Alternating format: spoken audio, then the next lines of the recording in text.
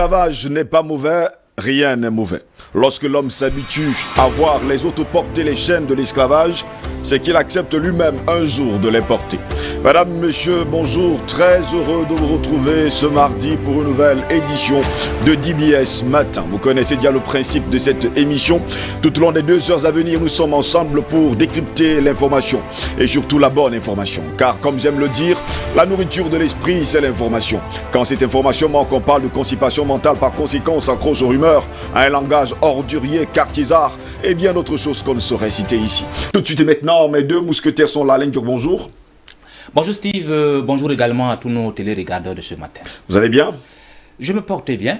Voilà, d'accord, ravi de savoir que vous allez bien. Mange Venasius, good morning. Good morning, Steve, and good morning to our viewers. How is it? We thank God we are up and kicking. C'est la meilleure des choses à être. Hein. Enfin, c'est sûr et certain quand on est debout le matin, comme vous aimez dire, when I wake up in the morning, I pray God. That is it. Ah là, ça c'est la meilleure des choses à faire en tout cas. Si vous êtes là, ce n'est pas pour y payer Dieu, hein, messieurs. Si vous êtes là justement, c'est pour la revue de presse. Eh bien, c'est l'information traitée par nos confrères de la presse écrite, camerounaise, africaine et internationale. La première partie en langue anglaise avec Mange Vernasius.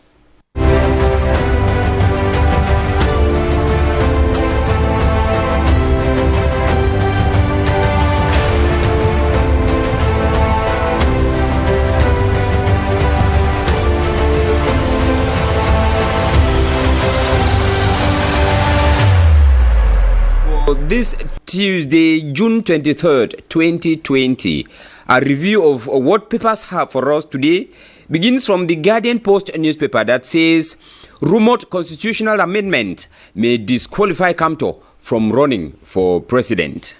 On page 7, the paper tells us how the Ports Authority of Douala received the European Union support to fight COVID-19. Then cushioning COVID-19 shocks, the paper says Enterprises upgrading office brings hope to companies. We take Generation Libre, a bi-weekly newspaper that talks of transportation of hydrocarbon products by rail and says Camrail has acquired 42 new wagon tankers to ameliorate their capacity. And the paper says the first 10 wagons were received last June 16th at the Douala Seaport, pending formalities to put them into service. L'Economie newspaper on COVID-19 informs us of the assistance from development partners for the fight against the pandemic, and the paper on page 2 says the action will expand to 3 years and will cost 479.3 billion francs CFA, according to the Ministry of Economy, Planning and Regional Development. Le Jour newspaper with focus in the custom sector, with the putting into use of the new computerized system, says the action will bring about a veritable revolution, as we read on pages 6 to 7. L'Essentiel du Cameroun, another bi-weekly newspaper, tells us that land certificates are in danger. The paper paints a very gloomy picture in which this document is constantly being falsified, modified, or even in some cases cancelled. And it has been noted, as we read on pages 3 to 7, that the majority of court cases across the country now has to do with land issues. Mutation newspaper on 2035 emergence plan sees the COVID-19 pandemic as an opportunity for the government to revisit her economic model to make it compatible with the emergence ambition. On page 7, we have the details of the 2020-2023 anti-coronavirus plan in Mutation newspaper. We begin with papers out of Cameroon from next door Nigeria, with the Vanguard newspaper that says the federal government has dismissed reports that some states in Nigeria are now free of COVID-19, having discharged all patients in the isolation and treatment centers, giving the impression that they are now free from the disease.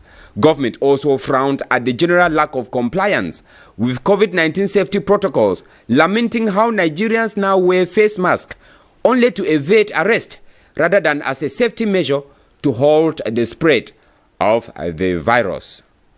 In a similar disclaimer, this time in Zimbabwe, east of the continent, as the Herald newspaper tells us, government has dismissed a joint statement by 5 UN human rights experts which concluded that 3 MDC Alliance youth leaders were abducted as premature and unreasonable, since investigations to get to the bottom of the matter are still ongoing. In Rwanda, the New Times newspaper says over 187 billion Rwandan franc was taken from the recurrent budget to finance development projects. As such, the paper says agriculture, health and educational sectors have been given extra funding, and for these, the agricultural sector got more funding to the tune of 30.1 billion Rwandan franc to ensure food security. Still in East Africa, in Kenya, the Daily Nation newspaper informs us that the Senate team set up to determine the impeachment case facing Kirinyaga governor Anne Waiguru starts today, and the mover of the ouster motion is expected to table the case against her. In Uganda, the Daily Monitor newspaper says President Museveni has asked Ugandans to support virtual campaigns ahead of the 2021 general election as a measure against the spread of COVID-19 pandemic. This was while he addressed the nation last evening on COVID-19 pandemic, explaining that the decision was reached after consultations with scientists who advised that it was a safest mode to conduct campaigns instead of postponing elections. In South Africa, the Sowetan Life newspaper tells us of a group of 50 cash-in-transit employees who have tested positive for COVID-19 and are blaming the company for being responsible for the infection. These employees claim that the management has been sitting on information for 4 weeks that one of their colleagues who recently died was infected with the virus. Out of Africa, the Guardian newspaper in Britain tells us that museums, cinemas and pubs are to reopen in major lockdown easing. Union leaders feel that this change is sudden and there is a huge risk to workers. We end in Scotland with the Herald newspaper on their part that says young people in Scotland need a 2-year job lifeline as government advisors call for guaranteed work to tackle economic crisis. Steve, these are some of the information that we could have from in Cameroon, Africa, and some countries in the world. En tout cas, nos confrères de la presse écrite n'ont pas failli, il faut le dire, à leur réputation. Ils ont encore traité de très belles informations. Au cours de cette journée, on va également retenir la grande une du quotidien Le Jour qui nous parle bien sûr du titre foncier qui est en danger. On va en parler d'ailleurs tout à l'heure. Depuis un certain temps d'ailleurs, on a dit que la crise prochaine pourrait être justement une crise sociale due, il faut le préciser, au foncier. Et surtout à l'aménagement. On espère tout simplement que les autorités camerounaises entendent d'ailleurs nos voix pour que cette situation soit réglée au plus vite. Alors en tout cas, cette fois-ci en langue française avec Alain Diok. Ouvrons par le quotidien Mutation. Le journal évoque l'émergence 2035 avec l'opportunité Covid-19. Selon le journal, le gouvernement avoue que cette pandémie constitue une chance pour revisiter notre modèle économique, question de le rendre compatible avec l'ambition d'émergence. Les détails du plan anti-coronavirus 2020-2023, c'est à lire en page 7 du quotidien Mutation de ce jour. Dans cette lutte contre le Covid-19, l'appui des partenaires au développement à la stratégie de riposte nous renseigne le quotidien de l'économie avec cette action qui va donc s'étendre sur 3 ans et coûter 479,3 milliards de francs CFA selon le ministère de l'économie, de la planification et de l'aménagement du territoire.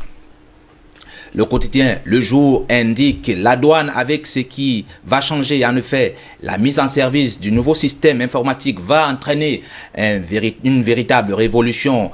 Tout cela est à lire donc dans le quotidien Le Jour de ce jour. Nos confrères du journal L'Essentiel du Cameroun indiquent que le titre foncier est en danger dans notre pays. Selon le journal, on le croyait inaliénable et même une garantie pour le patrimoine. Malheureusement, le titre foncier fait de plus en plus l'objet d'attributions, de modifications et même d'annulation fantaisiste à travers le pays.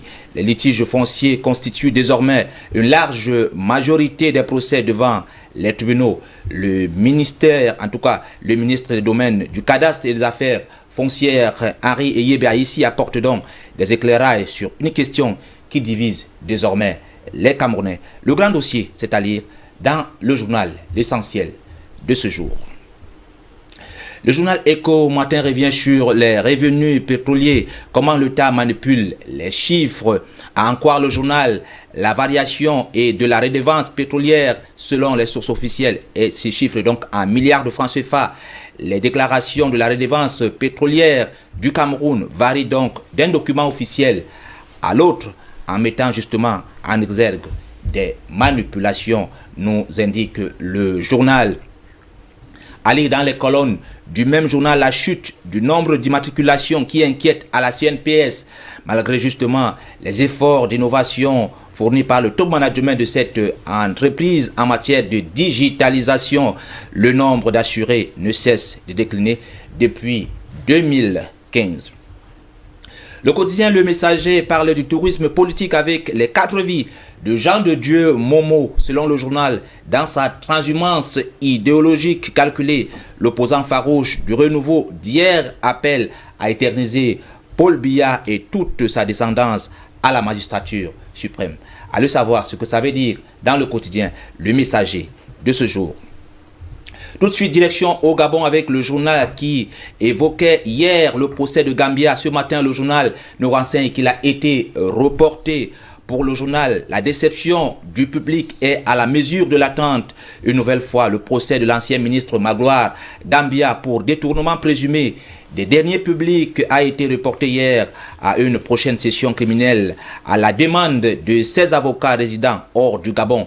Ces derniers souhaitent donc une défense présentielle à la place des moyens par visioconférence mis en place. Au Congo, les dépêches de Brazzaville indiquent que l'État envisage de soutenir le secteur du PTB. Les mesures drastiques ont éditées par le gouvernement congolais pour stopper la propagation du coronavirus entre avril et mai ont entraîné l'arrêt de nombreux chantiers à Brazzaville et à Pointe-Noire, impactant de ce fait l'activité des entreprises du bâtiment et des travaux. Le Premier ministre donc a promis de soutenir ces secteurs. En RD Congo, le courrier de Kinshasa nous informe que la province du Haut-Ouélé est infectée, en tout cas affectée par la pandémie du coronavirus. Une nouvelle province qui vient donc d'être affectée par le coronavirus. Ceci ramène le nombre de provinces touchées à 12 à travers le territoire congolais. Le cumul des cas est donc de 5925. Direction de la France avec le journal Le Monde qui parle justement du climat changé en profondeur. La Convention citoyenne pour le climat a adopté dimanche dernier plus de 150 propositions pour réduire les émissions de gaz à effet de serre. Transmis donc au gouvernement, le rapport de 600 pages inclut donc la proposition d'un référendum sur la révision de la Constitution. Le journal Le Figaro évoque le BTP, industrie, commerce et les premiers signes de reprise avec la levée donc des contraintes sanitaires. L'activité des entreprises s'accélère sans avoir encore retrouvé son niveau d'avant-crise. Certains secteurs rebondissent mieux que prévu. Le journal catholique La Croix est aujourd'hui sur la piste des criquets ravageurs. En effet, le relâchement de la prévention et même des pluies abondantes ont favorisé la multiplication de ces insectes qui détruisent les récoltes en Afrique de l'Est et même en Asie du Sud. Une question barre la une du journal Le Parisien. Déconfinement, sur quel pied danser en tout cas, alors que les Français reprennent peu à peu leur vie d'avant. La multiplication de rassemblements politiques et festifs inquiète. Et justement le virus, lui, circule toujours dans le territoire français. Terminons par le quotidien sportif. L'équipe qui s'intéresse au tennis avec la pandémie du coronavirus. Au moins 3 joueurs testés positifs. Aucun protocole sanitaire. L'Adrien pour tour organisé par Novak Djokovic a refroidi le monde du tennis dont le circuit doit reprendre à mi-août. Voilà Steve, les différents sujets traités par la presse ce matin. Le reste, c'est en kiosque ou chez votre marchand de journaux. Si la TPI est encore muette, c'est très grave, hein, ça il faut le préciser. Parce que quand on parle quand même des grands joueurs de tennis, on voit Novak, Djokovic, Roger Federer, Rafael Nadal, et sans oublier bien sûr les autres. Hein, à un moment donné, on s'inquiète un peu de savoir que la saison pourrait se terminer comme ça sans pour autant avoir de belles rencontres. Absolument. Comme on les aime souvent. On les aime d'ailleurs bien. Je vais m'intéresser d'ailleurs à la grande une du quotidien de la capitale française, le Parisien, qui s'interroge d'ailleurs ce matin sur quel pied danser des confinements, parce que jusqu'à preuve de contraire, je vous rappelle qu'il y a des infirmiers, des médecins dans la rue. Oui. Ça y est, il faut le dire. Et les gilets jaunes sont revenus également à la charge, sans oublier qu'il y a également les mouvements antiracistes qui sont également dans la rue. Donc, à un moment donné, le Parisien a raison de s'interroger ce matin. Sur quel pied danser. Sur quel pied danser. Maintenant qu'on a essayé de lever quelques mesures sanitaires, les gens sont autorisés, par exemple, de faire des rassemblements. Et c'est compliqué, alors que, entre-temps, le virus, lui, circule toujours dans le territoire français. Et donc là, en ce moment, je crois que la question mérite d'être posée aujourd'hui, parce que quand il y a attroupement, c'est en ce moment que le virus, lui, il fait son travail. Donc, le journal a raison de se poser des questions. On a vu d'ailleurs une infirmière il y a quelque temps encore sur les réseaux sociaux et partout d'ailleurs sur les chaînes de télévision françaises, malmenée par la police. Ça, il faut le dire, très malmenée d'ailleurs. Elle cherchait d'ailleurs à retrouver son inhalateur où justement elle était atteinte de l'asthme. Elle a été traînée. On a eu l'impression qu'elle avait été tabassée parce que à un moment donné, c'est le sang qui coulait de sa tête. Allez savoir ce qui se passe du côté de la France. Mangue Vernachou, je reviens avec vous. Justement, on parlait le Guardian Post a quelque chose d'extraordinaire pour nous dire encore aujourd'hui. On parle de changement constitutionnel ou encore il y a des rumeurs en tout cas pour un amendement de ce côté-là. Yes, Steve, we are talking of a rumored constitutional amendment. You know, when this current June session of Parliament began, there was this information circulating of an imminent amendment of the Constitution of Cameroon. Even others were talking of introducing the post of the vice president. Oui. Yes. And people were asking the question, what has provoked this constitutional amendment? And it would appear that it is from one political party that this issue of constitutional amendment came when they started talking about the issue of alternating power in Cameroon. And the paper tells us this morning that this rumored constitutional amendment may disqualify Kamto from running for president. And what I wanted to really get was, is it that constitutional amendment? Kamto? Yes. Was that constitutional amendment meant to make Kamto president? Because the worry I was asking was, if the rumored constitutional amendment may disqualify Kamto, if the constitution was amended, would that have made Kamto president? Because I don't understand how the idea that pourquoi c'est seulement pour Kamto and not because the presidency is not only for Kamto, it is for all. C'est eux qui sont en train d'agiter le fait qu'il faut talking about la constitution. Par contre, je crois que il y a un autre opposant qui parlait de ceux qui avaient soutenu cette affaire de révision de la constitution. Je crois que c'était en 2008. Maintenant, il y a autre chose. On se pose bien la question parce que nous sommes à l'heure où l'État doit réduire son train de vie. Correct. So introducing another post. S'il y a un vice-président, je crois que ça va être plus. D'ailleurs, ce poste, ça servirait à quoi? Dans la mesure où il y a le président du Sénat. Le président du Sénat est là maintenant, être vice-président de la République. Mais vous êtes au courant, messieurs, que ça fait déjà de longues années, depuis 1994, qu'il était justement prévu qu'il y ait un vice-président, pas seulement le président du Sénat. Oui, absolument. Vous le savez quand même. Absolument. Steve, these are institutions that, frankly speaking, we don't need On a souvent l'impression que ceux qui sont dans le droit, ou bien alors parfois, ça c'est le droit, c'est vous qui avez d'ailleurs fait le droit, oui. On a l'impression parfois qu'ils ne revisent pas très souvent font pas des révisions de leur code constitutionnel ou alors le code pénal. Je ne sais pas pourquoi on ne prend pas souvent le temps de revérifier toutes ces informations. Ce qui est important de dire, c'est que justement, moi je me pose la question de savoir c'est pour quelles raisons d'urgence aujourd'hui. Pourquoi c'est seulement aujourd'hui? Je sais que... pourquoi pas aujourd'hui? Je vous poserai la question. Oui, mais pourquoi pas aujourd'hui? Je ne sais pas pourquoi on doit... Puisqu'il y a tous les mécanismes institutionnels qui sont là.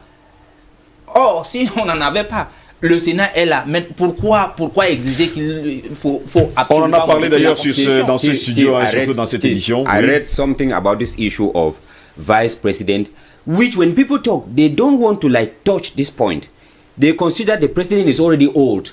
The second personality who should assume responsibility in case of vacancy is already old. Yes. The third personality who should is already Je old. comprends parfaitement. So instead of trying to look at trying to look at how to handle this issue of this old men, let us not look at introducing a vice president. There is no guarantee that a vice president will be a young man. A vice president can still be like the president of the Constitutional Council, can still be another old person in the very seat. That will serve no problem. So, en tout cas, vous soulevez pas mal de problèmes, hein, messieurs. Mais vous n'allez pas oublier également que le président du Sénat a un mandat. Il n'est pas encore terminé. Le président de l'Assemblée nationale a également un mandat. Il n'est pas terminé. Of course. Le président de la République a un autre mandat qui n'est pas terminé. Which is still pending around 5 more years. Oui, mais ils ont un mandat. Donc, ils ont des mandats électifs. Justement. Par contre, je crois qu'on ne va Constitution. pas élire le vice-président. Je ne suis pas très sûr qu'on va élire le Nommé, pas Ou bien, élire. Voilà. Ou alors, je ne suis même pas sûr qu'on pourra lui donner toutes ces attributions-là en lieu et place du président du Sénat. But still, when you look at it keenly, most countries with vice presidents are most of the time federated states. Most of them are federated states. Et là, vous voyez que la Côte d'Ivoire, c'est un pays... No, I say that's why I say most of them are federated states. Non, je And vous ai then- juste posé la question. Est-ce que la Côte d'Ivoire, c'est un pays fédéral? No, but then when we are Soyez afraid gentils. Il y a des choses sur lesquelles prenez souvent le temps hein, de chercher des informations. Messieurs, revenons en tout cas sur le titre foncier qui est un danger pour le Cameroun. C'est ce que nous disent d'ailleurs nos confrères de l'Essentiel ce matin. Oui, absolument. Le titre foncier, je crois que plusieurs fois on parle ça va être, c'est une bombe à retardement au Cameroun, les litiges fonciers au Cameroun, parce que on ne respecte plus rien, que ce soit même au niveau du ministère, parce que le titre foncier est aujourd'hui fait l'objet des annulations, des modifications, et ça crée justement des problèmes. Vous voyez, aujourd'hui dans les tribunaux, on ne parle que litige foncier le matin, litige foncier le On soir. en a parlé d'ailleurs sur ce plateau. Je vous ai dit, ça devient très compliqué. 93% des affaires que vous aurez justement dans un tribunal sont Absolument. carrément foncières. Donc, il faut prendre cela au sérieux. Ce matin, je crois que le ministre Yeba ici a fait une sortie dans le Ce matin ou bien il va faire? Il a déjà fait une sortie dans le quotidien L'Essentiel, Oui. dans le quotidien L'Essentiel du Cameroun. Je crois qu'il doit expliquer un certain nombre de choses aux Camerounais. Ça devient un peu... Puisque le titre foncier, c'est un patrimoine. Mais si on vous enlève tout un patrimoine, mais les gens peuvent prendre des armes. C'est un patrimoine. On ne peut pas s'amuser avec le titre foncier comme cela. Et entre-temps, on est en train de rétrocéder les terres aux expatriés, à ceux qui viennent d'ailleurs. Rétrocéder, c'est comme si ça leur appartenait. Il faut enlever le terme. Oui, mais faut enlever ce terme. Mais puisque non, même si le terme est scié même. Non, on puisque peut ils pas vont la embrasser rétrocéder. des milliards Non, de francs. faut enlever le terme. On ne peut pas rétrocéder une terre, ça signifie que sûrement elle avait été volée et qu'on remet. Mais là, une chose simple, on est en train de les attribuer sûrement ces terres. Steve, ce what is que happening- nous ne voulons pas. What is happening with this land certificate issue is what has been happening with driving license with passports in Cameroon. I remember this land certificate is becoming something that any office can just issue a land certificate, and before you take it to consult, you discover that it was fake. That's how driving license at one point in Cameroon here were. But then I think that it is high time that the land tenure, Ministry of Land Tenure, should take this matter, this issue seriously, and let us try to verify, because I think that each land certificate was supposed to be registered. And when we come to a point where they can modify it and cancel it, is it that they modify it in Douala here and it is not modified? C'est vrai quand même qu'un titre foncier, même quand il est sorti, il est toujours, il appartient toujours à l'État. Actually, no, because the country, the land même itself. quand il est sorti, même quand on vous le donne, on vous l'attribue, il appartient toujours à l'État. Ce qui fait problème aujourd'hui, Ndiog le souligne d'ailleurs hier, on se retrouve avec un Chinois qui se retrouve avec 10 hectares dans un département comme par exemple la Sanaga-Maritime, et précisément à Edea, où il a 10 hectares. On dit qu'il va faire une entreprise de chaussures. Je ne sais pas. Il n'a pas besoin de 10 hectares pour confectionner les chaussures quand même. Oui, mais Moi, je vous pose la question depuis hier, répondez-moi. 10 hectares de terre pour faire juste une entreprise de une chaussures. entreprise, je ne sais pas, on se pose... Elle existe même déjà, cette entreprise de chaussures. Oui, mais elle est en train d'être mise en It is extinction. it's just a hidden agenda. They know what they want, and they pretend that they want to open a shoe factory. And when they open the shoe factory, the workers that are there, you discover that there's nothing like transfer of competence, because the technicians, all those who have to do the major work are Chinese. That's what we have when they come, when they are doing their construction work. The serious work, Chinese, and when it comes to those who are going to supply mortar and the rest, that's what they give to Vous voulez dire que les Camerounais ne savent pas faire les chaussures? It's not that's not what it means. Parce qu'à un moment donné, on a l'impression quand même qu'on a besoin, on entend dire aux Camerounais, ils sont pas intelligents, ils peuvent pas faire des chaussures. Vous connaissez combien les Camerounais font des chaussures chaque jour? The state of Cameroon give out such chunk of land to a Cameroonian to invest for such a shoe factory, up to 10 hectares of land? How many Cameroonians can afford such in Cameroon? Justement, c'est la grande interrogation. Et on espère tout simplement que le problème de foncier, hein, du titre foncier sera justement résolu. Pourtant, on savait, Alain Diok, il y a encore quelques années, que 10 hectares, on ne pourrait pas remettre un titre foncier à une seule personne. Une seule personne a eu 10 hectares, oui. Ce n'était pas possible. Je ne sais donc pas pourquoi aujourd'hui, vous avez utilisé le terme tout à l'heure, on les attribue les terres. Mais si on les attribue les terres, pourquoi ne pas aussi attribuer les terres même aux locaux? Aux locaux, s'ils ont besoin d'entreprise. Parce qu'il y a des gens qui n'en ont même pas un seul bout de terre comme ça. C'est très compliqué. Vous ne pouvez pas être dans votre pays, les gens habitent dans les marécages, les gens habitent partout ici, parce qu'ils n'ont pas où habiter, ils n'ont pas où, ne serait-ce que faire une petite case. C'est très compliqué. Par contre, quelqu'un qui vient d'ailleurs, lui, on peut quand même lui attribuer 10 hectares. Pourquoi en faire? Pourquoi en faire 10 hectares de terrain pour seulement la construction d'une entreprise qui fait les chaussures, qui fabrique les chaussures, s'il vous plaît? C'est pas une autre chose. Pour la fabrication des chaussures. On a l'impression que vous ne voulez pas avoir des chaussures. Non, c'est pas. Et quand on parle des chaussures, non, c'est pour vous charrier.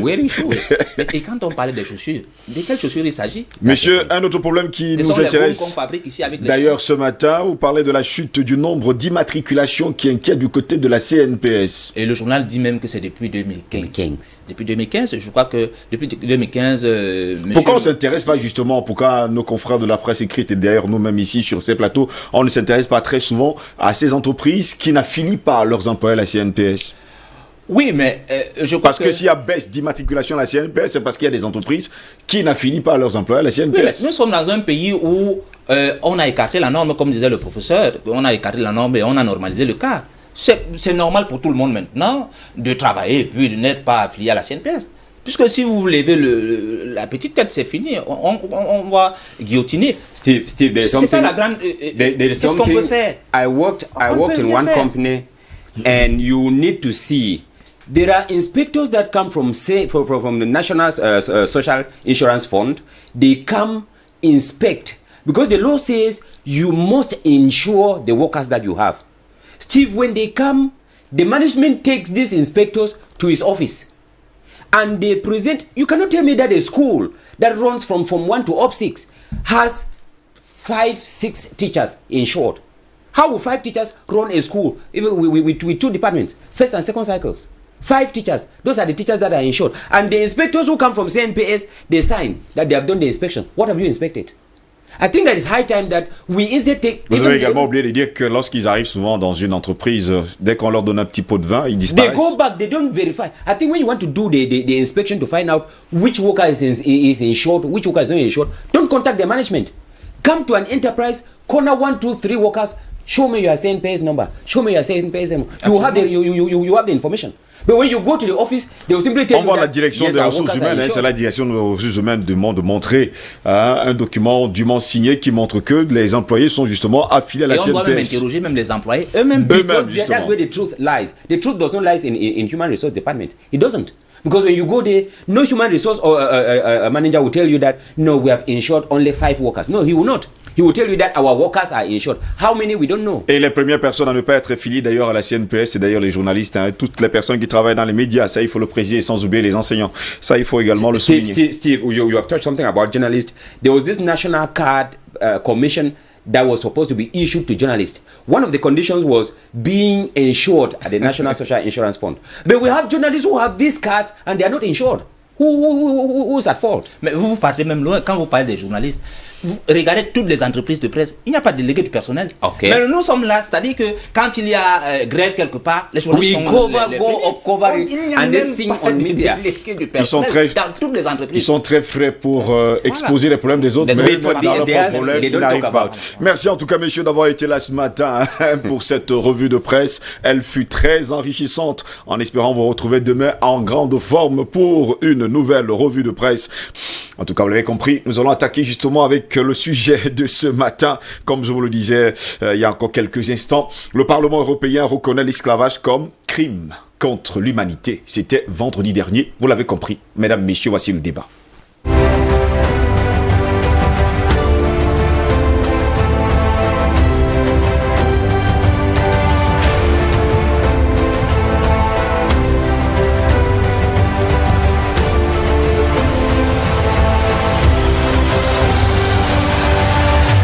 Pour m'accompagner ce matin, Président Badakani, bonjour.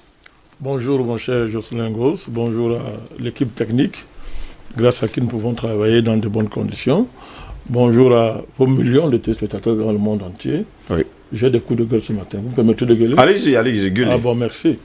Je salue mon copanéliste, comme je ne veux pas arracher vos pouvoirs, n'est-ce pas? Je ne veux pas de succession de gré à gré avec vous, donc je vous laisse le présenter.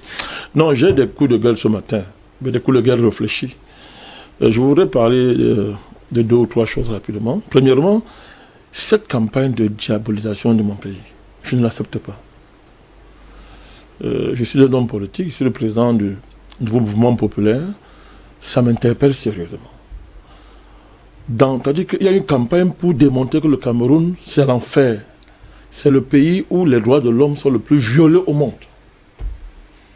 Et là, ce matin, ils sont allés très loin maintenant. Vous avez entendu, il y a une organisation fantomatique qui est sortie, je ne sais pas d'où, Coalition mondiale pour la paix, une chose comme ça, que les gens disent que non, ils vont porter le dossier du Cameroun, ils demandent un cessez-le-feu dans les régions dites anglophones, et ils vont porter le problème du Cameroun au Conseil de sécurité des Nations Unies.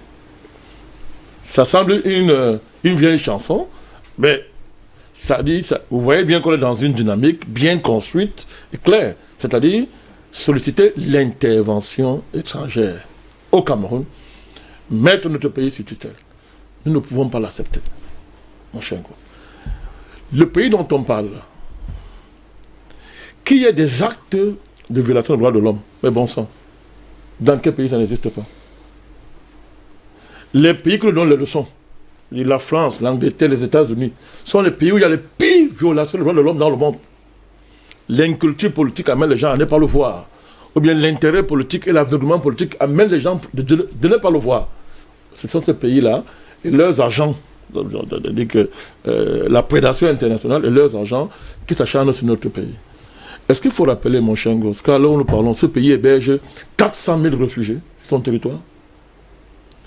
Conséquence des guerres voisines, oui, n'est-ce pas? 400 000.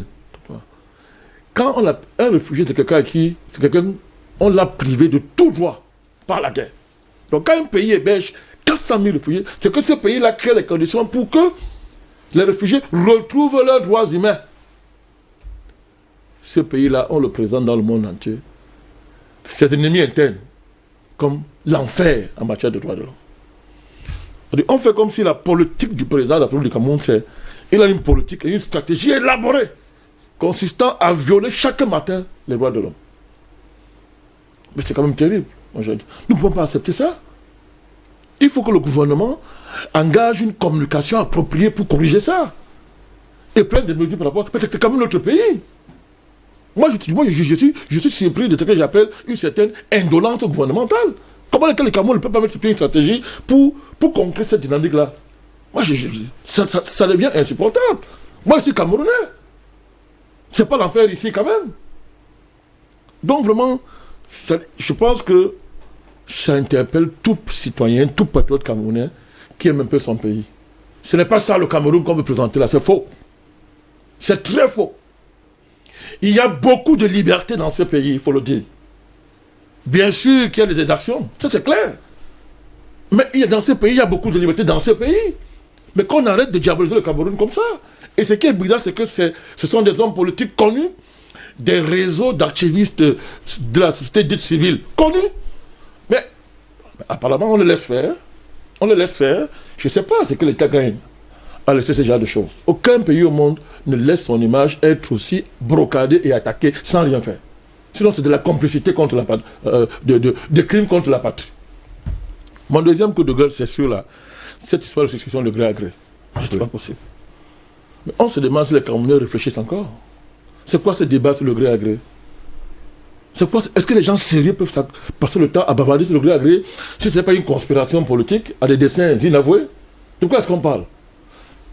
Les gens qui mènent ce débat, sont les premiers qui ont, pendant que les Camerounais étaient dans la rue en 2008, et il y a eu des morts là, parce que la loi qui était valable hier pour eux, quand il fallait que la loi réprime ceux qui étaient dans la rue, 2008, je parle de nous, ce sont ceux qui ont milité pour la révision constitutionnelle 2008, qui l'ont soutenu avec des arguments de savants, qui aujourd'hui viennent nous dire que vraiment, on veut faire une succession de gré à gré au Cameroun. Mais qu'ont-ils fait en 2008, ces gens-là? Faut-il leur rappeler que les Camerounais sont morts dans les rues en 2008? Et nous, nous avons du sang partout, on portait les gens. D'ailleurs, tu le sais. Oui. Mais pendant que nous, on défendait cette constitution, on marchait dans les rues, on portait les gens, ils étaient au gouvernement en train de démontrer que cette révision est constitutionnelle, légale et politiquement légitime. Ils pouvaient tuer quelqu'un pour défendre cette constitution. Mais qu'est-ce qui s'est passé aujourd'hui? Ils viennent raconter des histoires. Mais faut-il leur rappeler que c'est la même constitution qu'ils ont défendue hier, qui est toujours en place? Et que cette constitution, dans ses articles, je crois, 63, 64, je dis, précise très bien les conditions de sa révision. C'est écrit dans la constitution du Cameroun.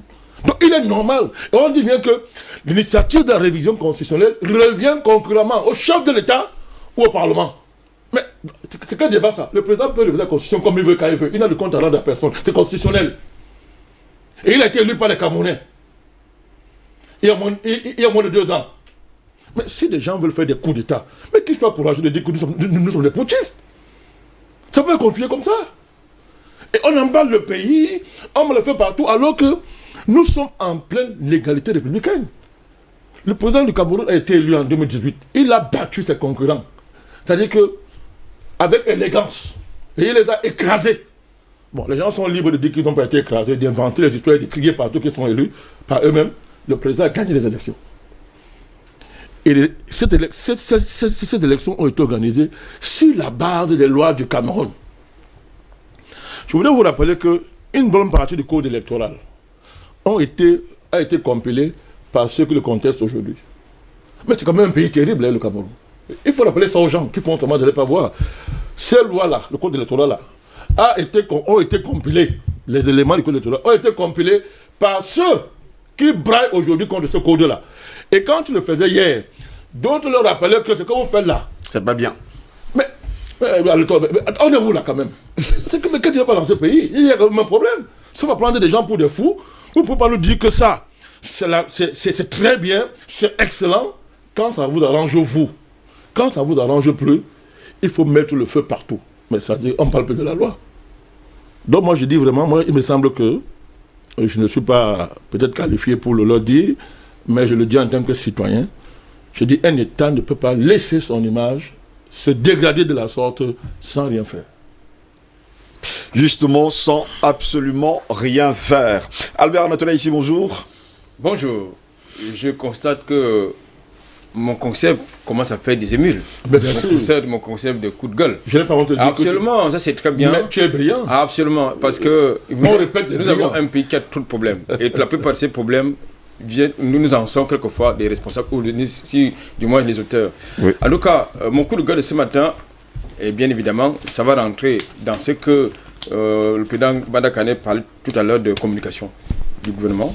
Justement, qu'est-ce que nous parlons dans la stratégie de lutte contre le Covid-19 au Cameroun, notamment pour ce qui concerne justement la cacophonie gouvernementale.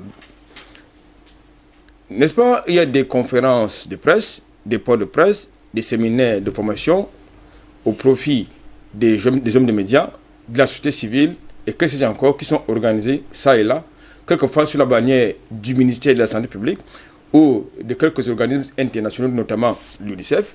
Eh bien, pour demander aux médias de sensibiliser les populations pour que ces populations repartent vers les structures hospitalières où elles vont et on commence, n'est-ce pas, à traquer à travers elles le Covid-19. Parce que de manière systématique, lorsque vous vous présentez dans une structure hospitalière, vous ne souffrez plus d'hépatite virale, ni le VIH-Sida, ni le paludisme, ni la grippe, encore moins, que puis-je dire, c'est-à-dire, il n'y a plus d'autres pathologies là-bas, il n'y a plus que le Covid-19 qui est la stade des pathologies du moment.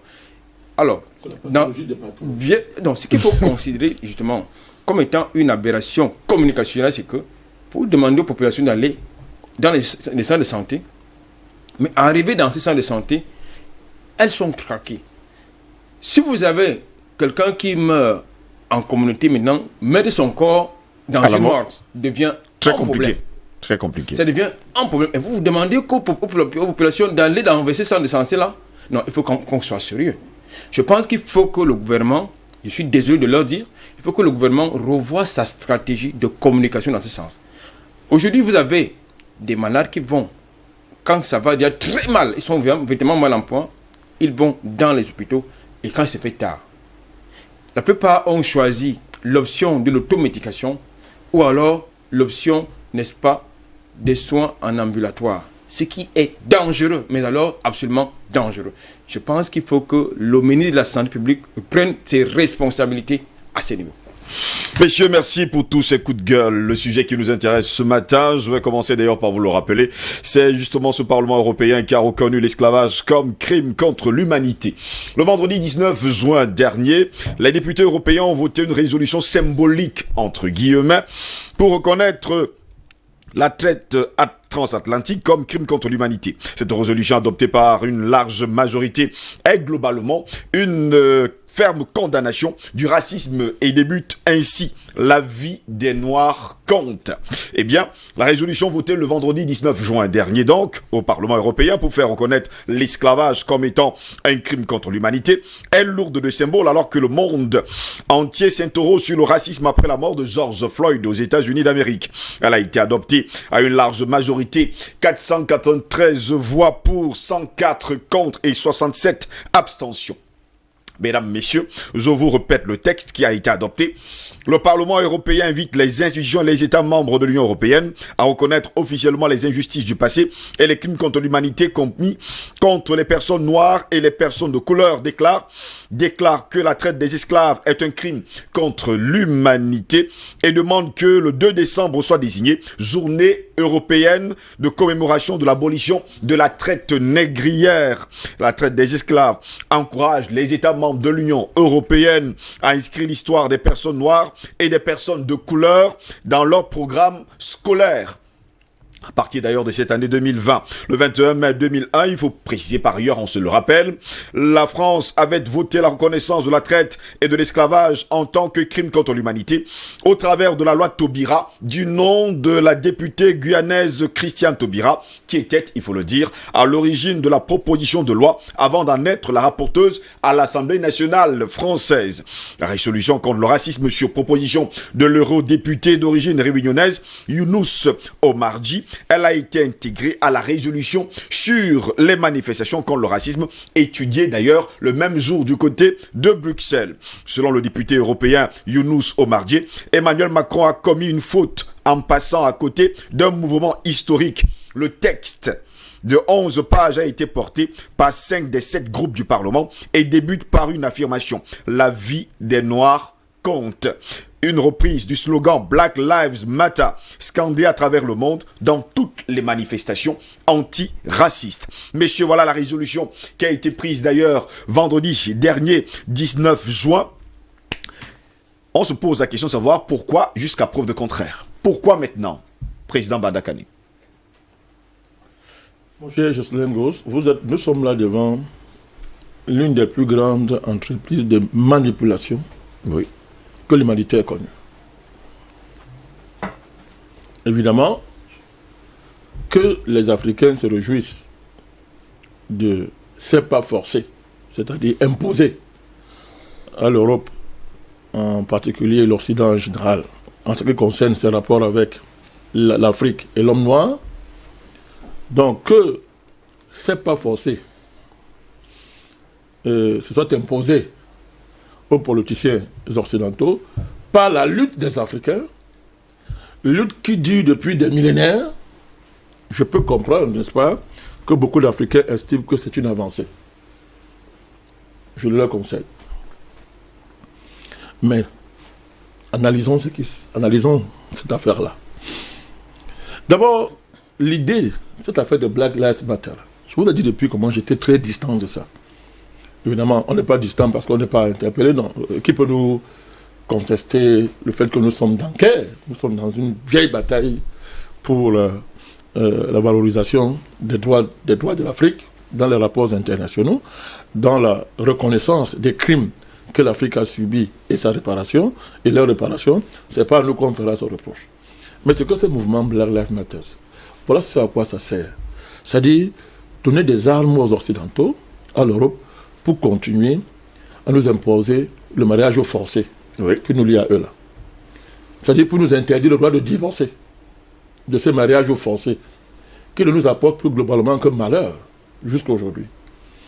Donc, la vie du noir compte. Mais qui dit ça? Quel est ce monde où il faut rappeler que la vie du noir compte?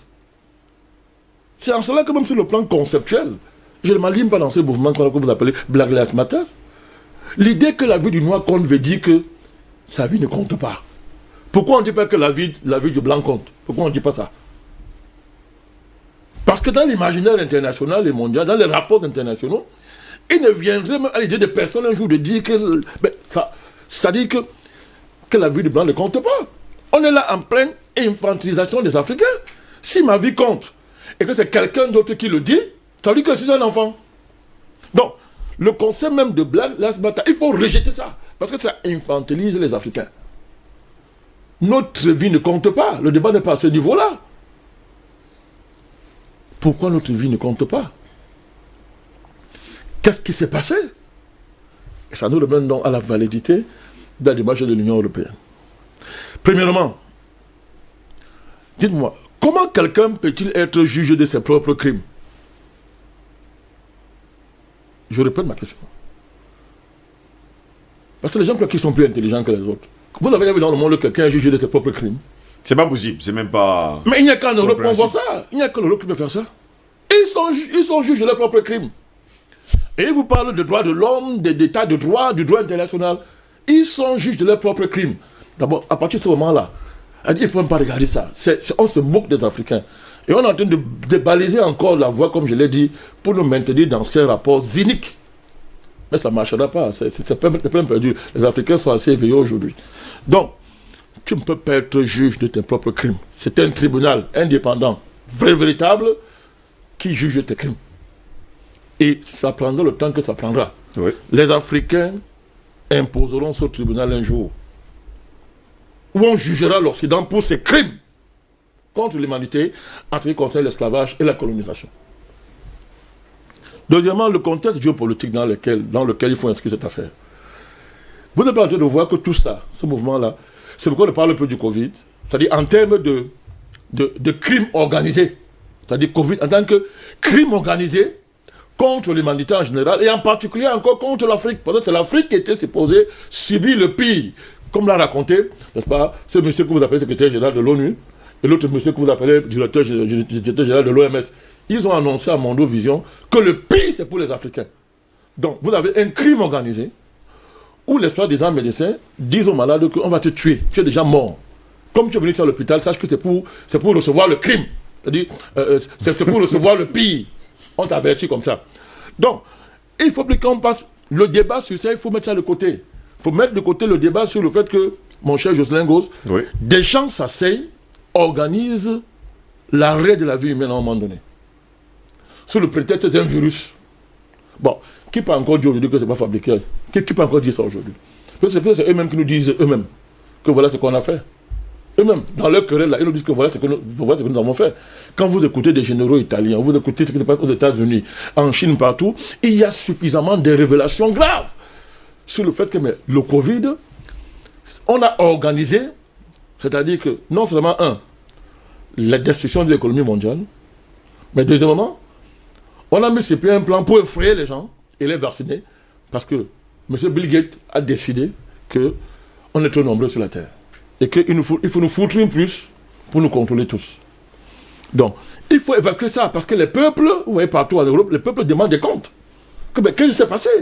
En Italie, on demande des comptes. En France, partout, on se dit, nous voulons savoir, vous nous avez manipulé, nous voulons savoir la liberté, la vérité. Tout à l'heure, on parlait des droits de l'homme. Monsieur Ngozi, vous pouvez m'expliquer, c'est quoi ce qu'a fait le confinement qui a été imposé partout? Ce n'est pas la suspension des libertés publiques. La suspension de liberté. Mais au nom de quoi on l'a fait? D'une prétendue pandémie. Donc les populations demandent des comptes. On demande des comptes au monde. Mais quoi de merveilleux? Pourquoi on ne parle plus de Bill Gates? Pourquoi on ne parle plus de lobby mondialiste, n'est-ce pas? Qui est derrière tout ça? Ils vous disent même qu'on est arrivé à un niveau où remise à zéro. C'est-à-dire qu'ils veulent imposer une nouvelle division internationale du travail, dans le sens de leurs intérêts. C'est-à-dire on crée des crises mondiales. Si on prend pour référence 2008, mais c'était depuis avant, n'est-ce pas, depuis 2000, depuis les années 80, on crée des crises, il y a des crises. Maintenant, ils ont décidé que non, nous allons créer des crises pour anticiper sur les crises et maintenir notre hégémonie. C'est ce qu'ils sont en train de faire. Parce que quand vous regardez les bénéficiaires du Covid, ce sont les mêmes gens qui ont bénéficié de la crise de 2008, de la crise de toutes les crises qu'il y a eu dans le monde. C'est le même lobby qui est à l'œuvre. Donc la meilleure manière d'évacuer tout ça, deuxièmement, c'est de nous inventer des manifestations sur le racisme, comme mettre sur la table le vrai débat sur un tribunal international pour que la vérité soit dite sur le Covid. Parce que c'est ça qu'ils veulent éviter. Ils ne veulent pas qu'on parle de ça.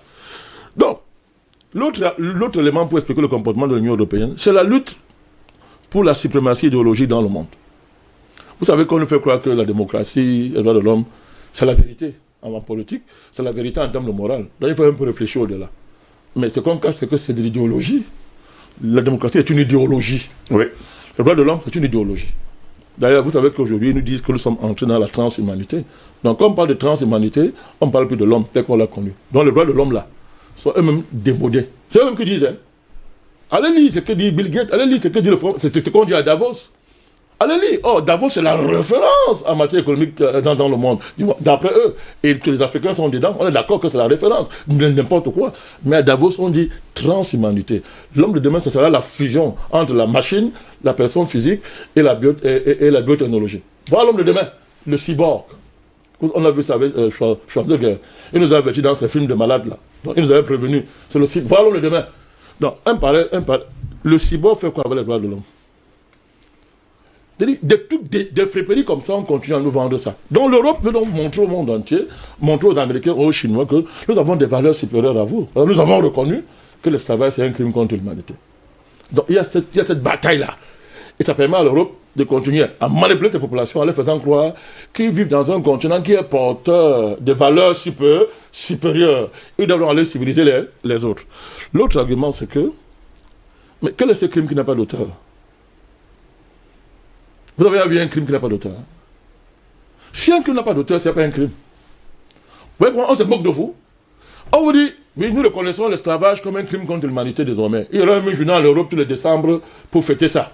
2 décembre, oui. Quel est ce crime qui n'a pas d'auteur? Qui a commis le crime? On parle français, hein, c'est eux qui sont venus sur leur langue là. Nous savons qu'un crime, il n'y a pas de crime s'il n'y a pas un exécutant du crime. Il faut qu'il y ait quelqu'un qui ait commis un crime pour qu'on parle de crime. Quel est ce crime abstrait, n'est-ce pas, qui a surgi de nulle part et est tombé sur les Africains? Bim! Il n'y a pas d'auteur. Vous savez très bien que si on met le débat sur la table de l'auteur du crime, il va falloir la réparation. Il faut toujours la réparation. Mais voilà, on va dans la réparation. Il faut donc qu'on répare. Vous savez que depuis longtemps, depuis le sommet de Durban, les Occidentaux, aidés par cela par un lobby juif, sont venus nous dire que non, vraiment, ce n'est pas un crime en tant que tel parce que les Africains ont vendu leurs frères. Donc, justement parce que on est en train de dire crime contre l'humanité, parce que ce débat est là. Comme l'Europe ne veut pas envisager les réparations, comme ils ont imposé les réparations sur les crimes contre l'humanité contre les Juifs, n'est-ce pas, de la part des nazis, il y a eu un tribunal qui a jugé Hitler. On a décidé que tout nazi suité sera traqué, même si c'est dans un WC, ça a été fait, et l'Allemagne a été frappée d'amende pour réparer, n'est-ce pas, justement, le préjudice que les Juifs ont subi. Dites-moi pour quelle raison ce qu'on appelle l'esclavage, jusqu'aujourd'hui, on le dit crime contre l'humanité. 1, il n'y a pas d'auteur. 2, on n'a pas envie de réparer. Vous n'êtes pas en train de voir qu'on anticipe sur nous. C'est-à-dire, justement, pourquoi nous, on ne demande pas les comptes dans l'Europe? Il court très vite pour dire que non, écoutez, nous avons reconnu vraiment, c'est un crime contre l'humanité, vraiment. Arrêtons le débat là. Je terminerai par l'autre argument pour expliquer le comportement. Vous avez vu, il y a les rapports, les sénateurs français ont fait un rapport. Le titre c'est « L'Afrique est notre avenir ». Non, je répète. L'Afrique est notre avenir. Alors quand on dit France, on dit Europe. Ces gens-là vous disent que le mariage là, c'est la vie ou la mort. Dans les termes que vous connaissez, ça ne changera pas. C'est-à-dire que nous serons toujours c'est un mariage qui sera à notre avantage, rien qu'à notre avantage. Vous n'avez rien à dire. Donc, si l'Afrique doit être l'avenir de l'Europe, ben, il faut bien qu'on fasse des grimaces pour dire nous reconnaissons que vraiment c'est un crime contre l'humanité. Vraiment, il faut que tournons la page et trafiquons, faisons les affaires, faisons du partenariat. C'est de cela qu'il s'agit, mon cher Goff. C'est inacceptable. Nous ne sommes pas là, nous les Africains, ce n'est pas l'Europe qui nous dit ce que nous avons à faire. Les Africains vont continuer à se battre pour l'avènement de ce tribunal. Ça prendra le temps que ça prendra. Ce tribunal va siéger. Et le crime contre l'humanité qu'on appelle l'esclavage doit être réparé. Dans toutes ses dimensions, morales, culturelles, spirituelles, économiques, sociales, éducatives et individuelles. Voilà les dimensions de la réparation. Il ne faut pas que l'Europe croie qu'elle va régler l'affaire comme ça en faisant ce genre de comédie. Tout en espérant d'ailleurs qu'il n'y ait pas de noir d'ailleurs de ce côté de l'Union européenne. Albert Natola, ici, c'est quand même une phrase qui énerve actuellement les Africains. Black Lives Matter, ça signifie, il faut le dire, la vie des Noirs compte. Quand on sait pertinemment que quand on prononce seulement cette phrase, il y a un hic, quelque chose qui ne marche pas. Oui, avant de revenir à votre question, je pense que de manière fondamentale, oui, il faut déjà rappeler quel était le programme et l'objectif tant de la traite négrière que de la colonisation et de la néocolonisation. Parce que nous parlons de la traite négrière, de la colonisation, très souvent nous oublions également la néocolonisation, qui a même les mêmes effets pervers que la traite négrière et la colonisation. C'était un programme politique, un programme économique, un projet juridique qui avait une idéologie, le racisme, oui, et une philosophie, la suprématie de la race blanche sur les autres races. C'était ça, la traite négrière et la colonisation. Lorsque j'ai dit cela, je dois donc faire comprendre que sur le plan historique, les vaisseaux qui partaient des ports que de Bordeaux, Nantes, entre autres, venaient sur les côtes africaines, déporter nos ancêtres pour aller travailler dans les plantations de canne à sucre, que ce soit en Europe, c'est-à-dire dans les dom-toms français actuels, soit en Amérique, entre autres. Ce qui nous ramène sur la responsabilité des uns et des autres. Dans tous les cas, puisque Paris a pris sur lui de porter ce projet à travers, non pas les Français de souche, mais des Français de nationalité, c'est-à-dire naturalisés, puisque vous voyez que la plupart des activistes intellectuels, je veux dire, sont d'origine africaine. Vous avez cité Christiane Taubira, elle est guyanaise en réalité. Donc, elle est métissée. Vous avez Younous Omarjé, c'est également un métissé. Claire. Donc, il est réunionnais. C'est pour dire quoi? C'est pour dire qu'en réalité, ce n'est pas l'Europe, de manière fondamentale, qui a porté ce projet pour se mettre la pression. Non, du tout. Déjà que l'histoire même de la traite négrière, de la colonisation, n'est pas enseignée à leurs enfants. Ils ont pris l'initiative depuis vendredi que ce sera désormais enseigné dans les écoles. C'est depuis 2001 qu'ils le disent. Oui. C'est depuis 2001 qu'ils le disent. Ils ne l'ont jamais fait. Le droit de l'homme. C'est depuis 2001 qu'ils le disent. Ça n'a jamais figuré dans le programme scolaire de leurs enfants là-bas. Ça veut donc dire qu'il y a un tabou de ce côté-là. Il y a un pan de la mémoire historique de ce génocide humanitaire qu'on voudrait occulter. Oui. Et je pense que, moi déjà, pour revenir au contexte, la formulation d'une résolution symbolique, ça me pose un problème. Pourquoi une résolution symbolique? Ça veut dire qu'en fait, on reconnaît, mais on reconnaît un demi-mot, mais en fait, c'est pas ça. On se moque de vous. Non, en réalité, il ne s'agit pas de ça.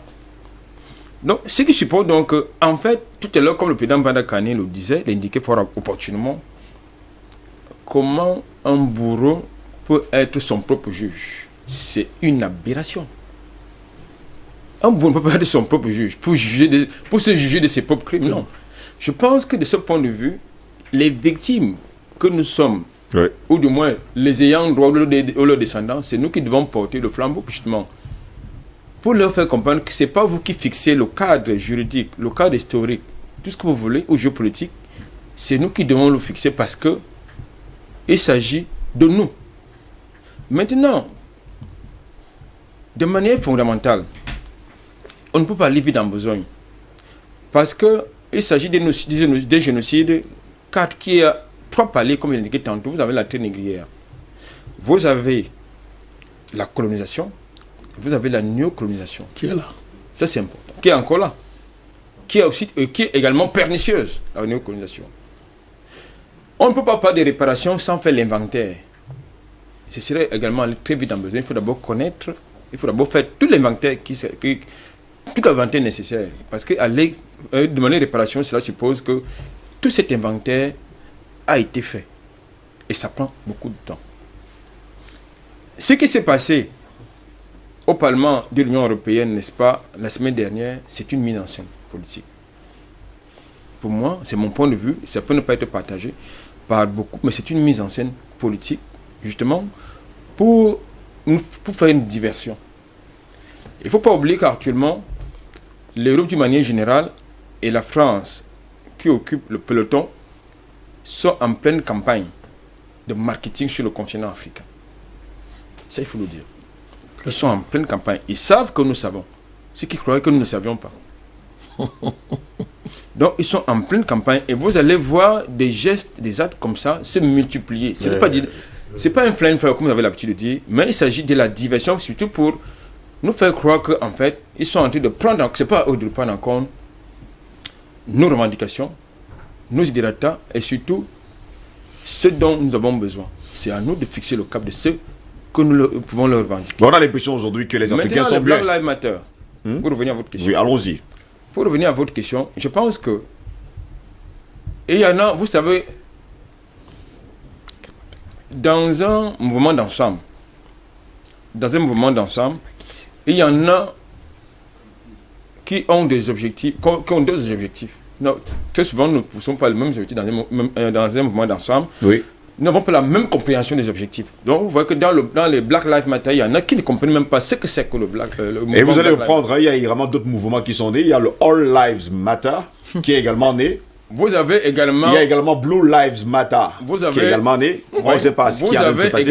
Vous avez également le Black Babies Matter qui est également né. Oui. Il faut faire opposition. Il y a plusieurs gouverneurs de ce genre qui sont nés ces derniers temps-ci. Et ces mouvements sont en train de faire... Ce sont les mouvements créés par les suprémacistes blancs, notamment les Black Babies Matter. Vous avez également les White Lives Matter, c'est également les mouvements extrémistes qui sont en train d'être créés.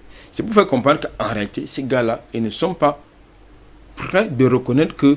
Déjà, Sarkozy l'a indiqué, je crois en 2001, où il indiquait que les générations actuelles ne peuvent pas payer les crimes commis par leurs ancêtres.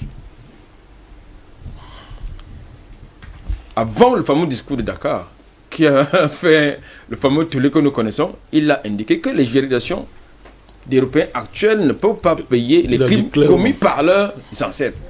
Ce qui veut donc dire que il va donc falloir que sur le continent africain ou en dehors, dans les communautés noires du monde, que nous prenions notre responsabilité. Oui. Hier, dans le cadre de cette même tribune, nous débattions, n'est-ce pas, du retour de notre patrimoine. Bon, est-ce qu'ils vont le faire de bonne foi? Ils ne feront jamais ça, de bon gré, pour moi, ils ne le feront jamais de bon gré. Il va donc falloir de la... Tout à l'heure, vous avez dit que la liberté, ça ne se donne pas, ça s'obtient. Ça s'arrache. Et de ce point de vue, puisque la néocolonisation est là, c'est-à-dire qu'en fait, nous sommes en pleine réalisation d'un monstre. Donc, je crois que d'une manière générale, il faut déjà qu'on commence par un début de quelque chose, c'est-à-dire la reconnaissance politique des effets pervers et de la traite négrière, de la colonisation et de la néocolonisation. La seconde, c'est pouvoir faire l'inventaire. Parce que parmi les morts, vous aviez ceux qui étaient fusillés, qui étaient pendus, qui se suicidaient. Ceux qu'on coupait les têtes, il faut bien préciser. Voilà, qu'on jetait carrément dans la mer. Ceux qu'on attachait d'ailleurs, et avec des pierres dans un sac, on attachait et puis on jetait dans la mer. Je pense qu'il va donc falloir faire l'inventaire. Il y a les cas de viol, parce qu'aujourd'hui vous avez des policiers, une population métissée, qui n'était pas le fait des mariages conventionnels, mais c'est quelquefois le fait des viols, des abus sexuels. Le terme utilisé d'ailleurs à cette époque, c'était mulâtre, alors mulâtresse. Alors, je pense donc... Il faut bien préciser. Pour chuter, je pense à mon sens que ce que nous voyons à travers le monde, c'est-à-dire cette mobilisation des Black Lives Matter à travers le monde, oui, pour certains, il y en a qui comprennent que dalle, et d'autres comprennent, d'autres ne comprennent pas. Justement, il y a pas mal qui comprennent, il y a également d'autres qui ne comprennent pas. Lorsqu'on dit que la vie du noir compte, à un moment donné, il faut bien préciser, quand on le dit, on a l'impression qu'elle ne comptait pas déjà. Messieurs, je vais vous faire regarder cette vidéo, vous allez comprendre pas mal de choses. Là, en ce moment-là, ils me diront si réellement, ils ont réellement compris le mot Black Lives Matter.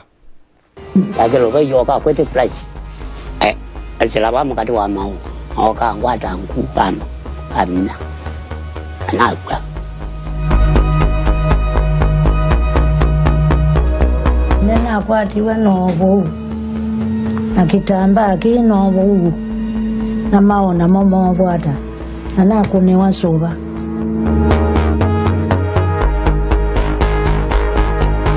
kume vinda jundiazyo kaita bebu yingi nundu wa mwana.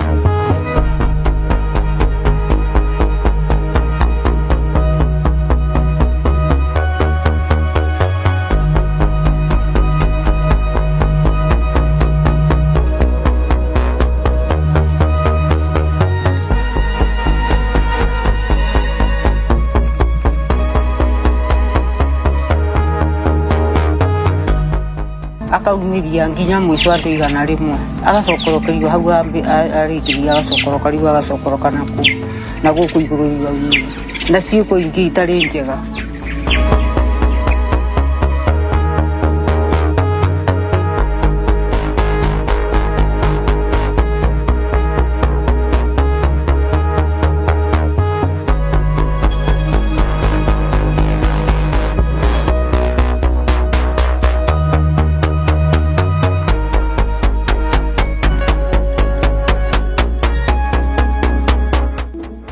The British government recognises that Kenyans were subject to torture and other forms of ill treatment at the hands of the colonial administration.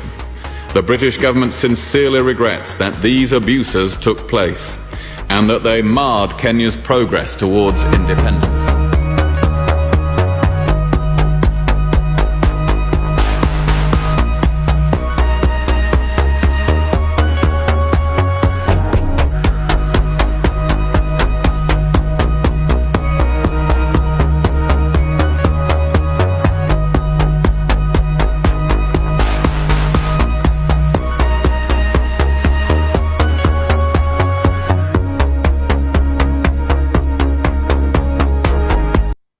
Messieurs, vous avez vu cet élément, je vais me tourner vers le président Bandakani.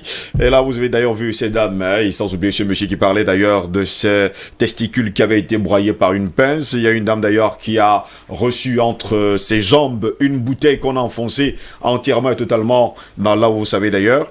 Cette bouteille s'est brisée, elle n'a plus jamais porté d'enfant. Il y a d'ailleurs une autre qui nous a dit qu'on lui a fait des vilaines choses même, qui n'est même pas permis d'ailleurs de prononcer devant les caméras de télévision. Voilà ce qu'a fait en tout cas la colonisation. On parle bien sûr des Mao Mao du côté du Kenya.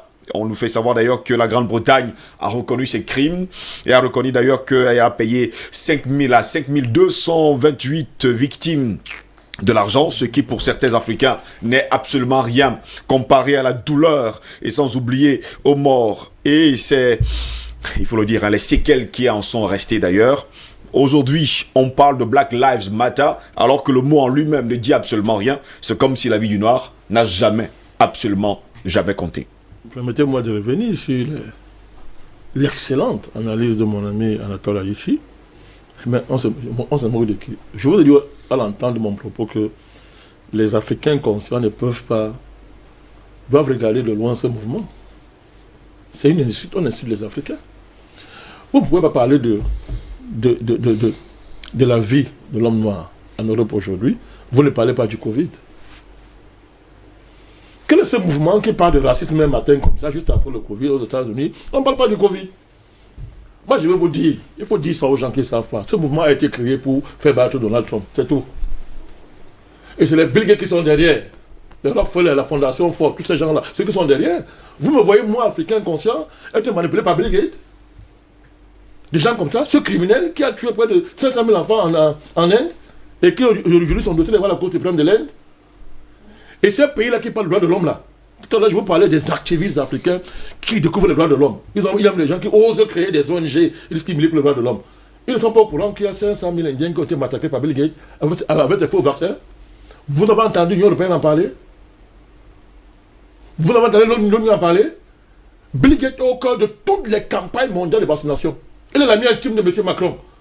Il est l'ami intime de tous les présidents européens. Il est la star de l'Union européenne.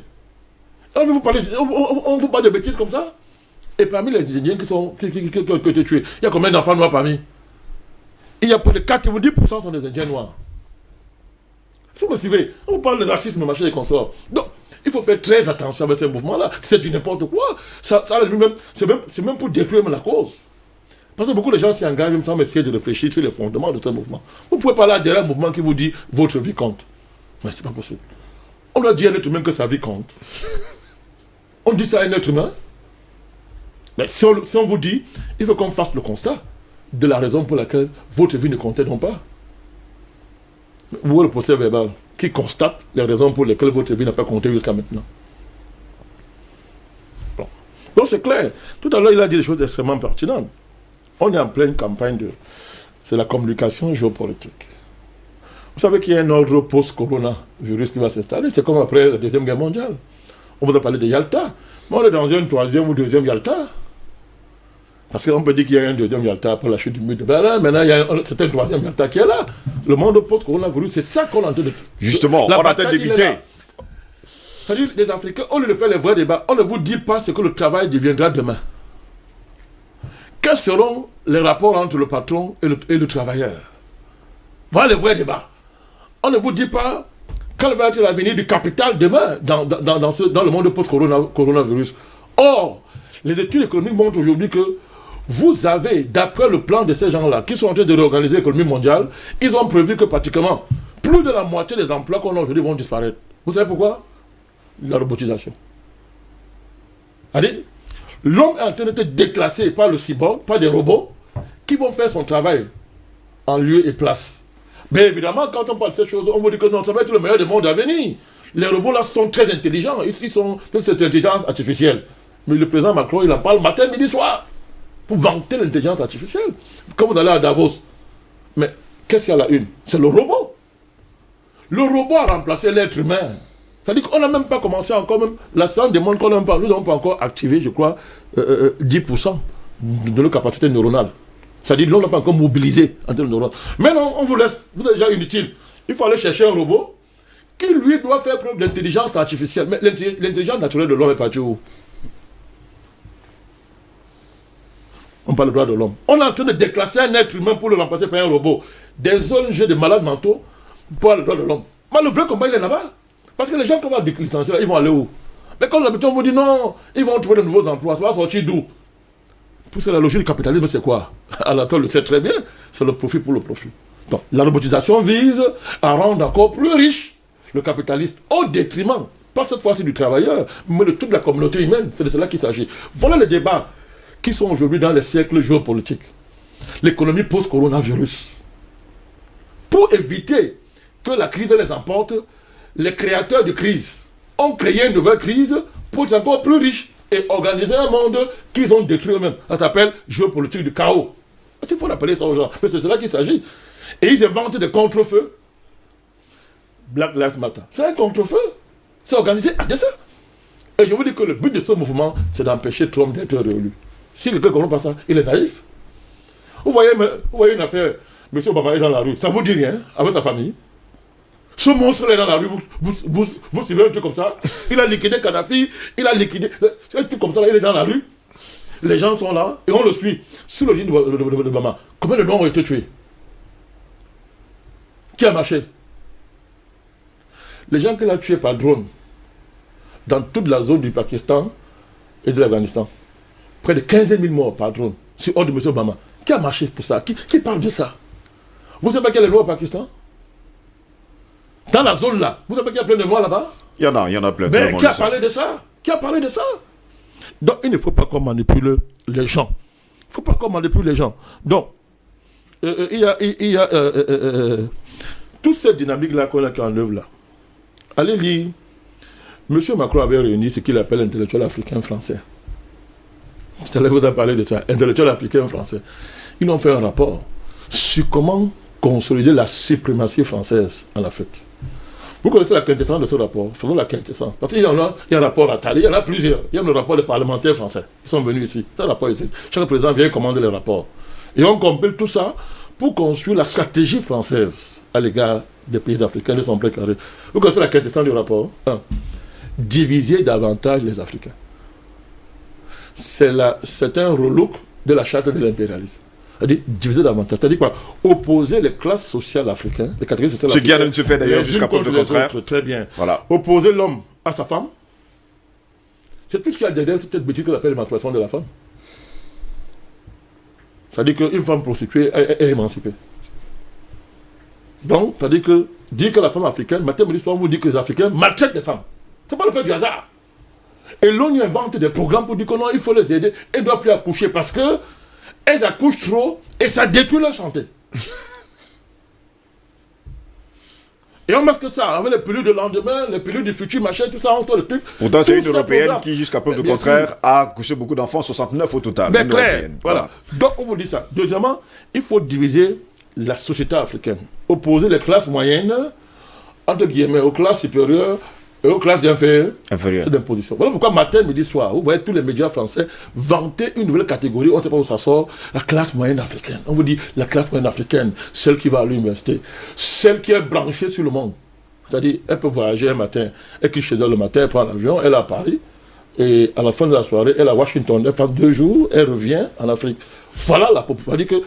Voilà l'Africain qu'il faut... La propagande en tout cas. Oui, c'est l'Africain du futur. Voilà l'Africain que le Français, la politique française doit magnifier. Comme vous avez vu, il y a des politiques spéciales en matière de visa étudiant, par exemple.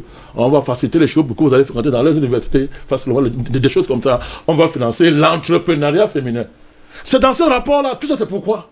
Diviser pour mieux régner. Diviser les Africains pour les affaiblir. Or, c'est dans ce contexte qu'il faut inscrire cette démarche de l'Union européenne. Ça permet de donner des arguments à ce qu'il a appelé les métissés d'aujourd'hui. C'est-à-dire les Africains occidentaux. Je les appelle les Afro-occidentaux. Qui passent le temps à vous dire que vraiment, revendiquer cette chose-là, c'est vous victimisez, vous pleurnichez trop. Il faut agir. On veut l'action. Mais si nous on pleurniche, mais vous agissez. Vous faites quoi? Blanc la tête. Voilà votre action. On va faire mieux que ça. Donc c'est pour mieux diviser les Africains. Donc ils donnent des arguments comme ça à leurs agents de l'intérieur. C'est-à-dire que pour que, ils disent que non, arrêtez ça. Comment? Ils font même trop. Vos dirigeants font même quoi? Vos dirigeants ne valent rien, eux ils ne font même rien. Ils ont fait ça. Vos dirigeants ont parlé. Qui a bronché? Donc voilà le débat qui a cette affaire. À un autre niveau, il a parlé de la recolonisation globale. C'est ce qu'il appelle la néocolonisation. C'est la recolonisation globale. Oui. C'est-à-dire qu'on vous dit qu'on condamne un crime qui est passé, n'est-ce pas? On condamne un crime qui est passé, mais pour mieux masquer le crime qu'on est en train de faire là maintenant. Il a donné un nom. Moi j'appelle ça la colonisation globale, parce que c'est cela qui s'agit aujourd'hui. C'est-à-dire que la mafia financière mondiale, les plus riches, les banquiers, ont décidé de coloniser tous les pays de la Terre, y compris les États-Unis. C'est ce qu'on appelle la colonisation globale. Et le stade suprême de ce projet, c'est la vaccination, c'est-à-dire la puce, qui permet donc d'avoir un État mondial qui dépasse le nom. Parce que quand quelqu'un a votre carte d'identité, ça veut dire quoi? C'est le béaba d'un État. Un État doit être en mesure de comptabiliser qui habite son territoire. Or, le territoire est long déjà, c'est un territoire virtuel. C'est ça Internet. C'est le territoire virtuel. Maintenant, Bill Gates, au devant de ce projet, il faut parachever l'affaire en centralisant toutes les données de la population mondiale dans les poches de ce voyou. Dans sa banque de données à lui. C'est le combat qu'il est en train de mener. Donc, et moi je suis là, je suis surpris de voir, et vous savez, beaucoup d'États africains regardent ça. Ils ne disent rien. On ne sent pas un vrai mouvement. Parce que là, on est en train de dire quoi? Et c'est un vieux projet qui avait commencé. L'ONU au cœur de ce projet, c'est Kofi Annan. Il y a eu un pacte qui a été signé entre l'ONU et les multinationales. C'est-à-dire global, c'était un pacte global pour la prospérité. Voilà. On y a dégagé ce qu'on appelait objectif du millénaire. Et évidemment, beaucoup d'États africains ont récupéré ça pour dire que non, c'est vraiment, c'est-à-dire marché et console. Or, derrière, lorsque l'ONU, mon cher Anatole, et ces multinationales commencent à enlever aux États leur raison d'être, à savoir définir les priorités nationales. C'est ça le rôle des États, entre autres. Lorsqu'on vous retire ça, et on commence à confier ça à un programme mondial qu'on appelle l'objectif millénaire, les gens ne voient pas ça venir. Maintenant, quelqu'un va centraliser tous les données majeures de la population mondiale, il va le centraliser. Quand ça va être fait, dites-moi à quoi serviront nos États? À quoi ça ne servirait à rien d'avoir une carte d'identité ici? Ça ne sert à rien. Parce que la vraie carte d'identité, c'est Bill Gates qui l'aura. Et comme c'est une carte d'identité vraiment numérique, ça permet de te manipuler à dire nos États serviront à quoi? Voilà la dépossession de la souveraineté nationale. Voilà l'anéantissement de la souveraineté nationale. Voilà pourquoi tu as raison de dire néocolonisation, c'est-à-dire recolonisation globale. C'est de cela qu'il s'agit. C'est un autre aspect. Pour revenir à la comédie que nous jouons. L'Union européenne? Non, l'histoire de Momo. Momo, du Kenya. De Mao Mao, oui. Momo, pardon. Vous voyez, mon cher Jocelyn, voilà la considération qu'on a pour nous. Moi, je me rappelle que les Belges ont fait ça aussi. C'est-à-dire, un matin, les Belges se sont réveillés. Ils ont commencé à dire que non, ils ont fait du mal aux Congolais. Un matin, c'est pas ce qu'il a appliqué. Ils ont fait du mal aux Congolais. Ils ont appelé le fils de Lumumba. Ils ont dit viens. On va créer une fondation pour la démocratie. Vraiment, on a fait du mal à ton père. Nous le connaissons, nous avons maltraité les Congolais. On va mettre un fonds dedans pour encourager la démocratie en RDC. Et la Belgique a présenté des excuses au Congo. Il faut arrêter ce genre de comédie. Il faut arrêter ça. Ces sujets sont tellement sérieux pour que des criminels s'agitent comme ça. Comme on voit le monsieur qui parle là, et qui demande pardon, on a dédommagé 5 000 familles. Il faut arrêter ça. C'est sérieux, c'est pas un jeu. Tout l'Occident s'est bâti grâce à la sueur des Africains. C'est l'esclavage et la colonisation qui a enrichi l'Europe. Quand aujourd'hui, on nous nargue, on nous insulte, en nous endettant, en nous appelant des feignants qui ne savent pas se développer, qui ne savent rien faire, alors que c'est grâce à nous qu'ils sont ce qu'ils sont, et ça continue jusqu'à aujourd'hui, le sujet est très sérieux. C'est-à-dire que la dette ne doit plus exister. Ça c'est le béaba. On annule d'abord toute la dette, ça n'existe pas. Et maintenant, on commence à planifier les réparations. J'étais de vous dire que le début de la réparation, c'est d'abord annuler la dette mondiale. C'est-à-dire on annule ça. L'Europe, les Africains ne doivent rien à aucun pays européen. Ils ont tout pris par la force, par le vol et la ruse. On annule ça, et maintenant on commence à mettre un débat sur la table que bon, on commence à réparer. C'est-à-dire que le préalable pour engager la réparation, c'est qu'on annule d'abord la dette. Les gens qui nous ont détruits ne peuvent pas passer le temps à nous insulter dans le monde entier, à dire que nous sommes des vauriens, nous ne savons pas assez, nous ne savons rien faire, alors que c'est nous qui les enrichissons jusqu'aujourd'hui. Mon cher. Donc, je terminerai en disant que ce que l'affaire là nous enseigne, à la fin, parce que même quand l'ennemi agit, tu peux y tirer des leçons. L'élite africaine ne connaît pas encore rentabiliser l'histoire de l'Afrique. Tout à l'heure, vous avez parlé à l'affaire des biens culturels, de nos objets d'art. Vous voyez les mêmes gens qui disent que c'est un crime contre l'humanité. Vous voyez ce qu'il faut avoir nos objets d'art.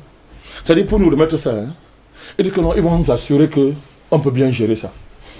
C'est-à-dire qu'ils doivent d'abord s'assurer que si nous remettent, on va bien conserver. Mais vous avez trouvé des choses bien conservées, vous avez volé. Maintenant, vous nous dites que il faut qu'on s'assure que ça serait bien conservé. C'est vous qui avez conservé ça en l'état, comme vous avez trouvé ça. On en a parlé d'ailleurs hier, c'était notre sujet d'hier. J'ai suivi l'émission dans la nuit. J'ai suivi l'émission, j'ai beaucoup apprécié. Vous voyez la démarche, est-ce que vous voyez le logiciel mental de ceux qui sont en face de nous? C'est-à-dire que tu voles ma chose en me tuant. Je te dis que mes enfants disent que, monsieur le maire, c'est que tu as volé à notre père. Je dis que non, est-ce que vous pouvez même conserver ça bien? Mais on est où là? Et voilà les mêmes gens qui vous disent qu'ils reconnaissent que c'est un crime. Ils n'ont rien reconnu. Ils sont en train de manœuvrer. Ce que ça enseigne, pour terminer, Je suis en train de dire que les États africains, nos élites n'ont pas compris comment l'histoire, ça vaut des centaines de milliards.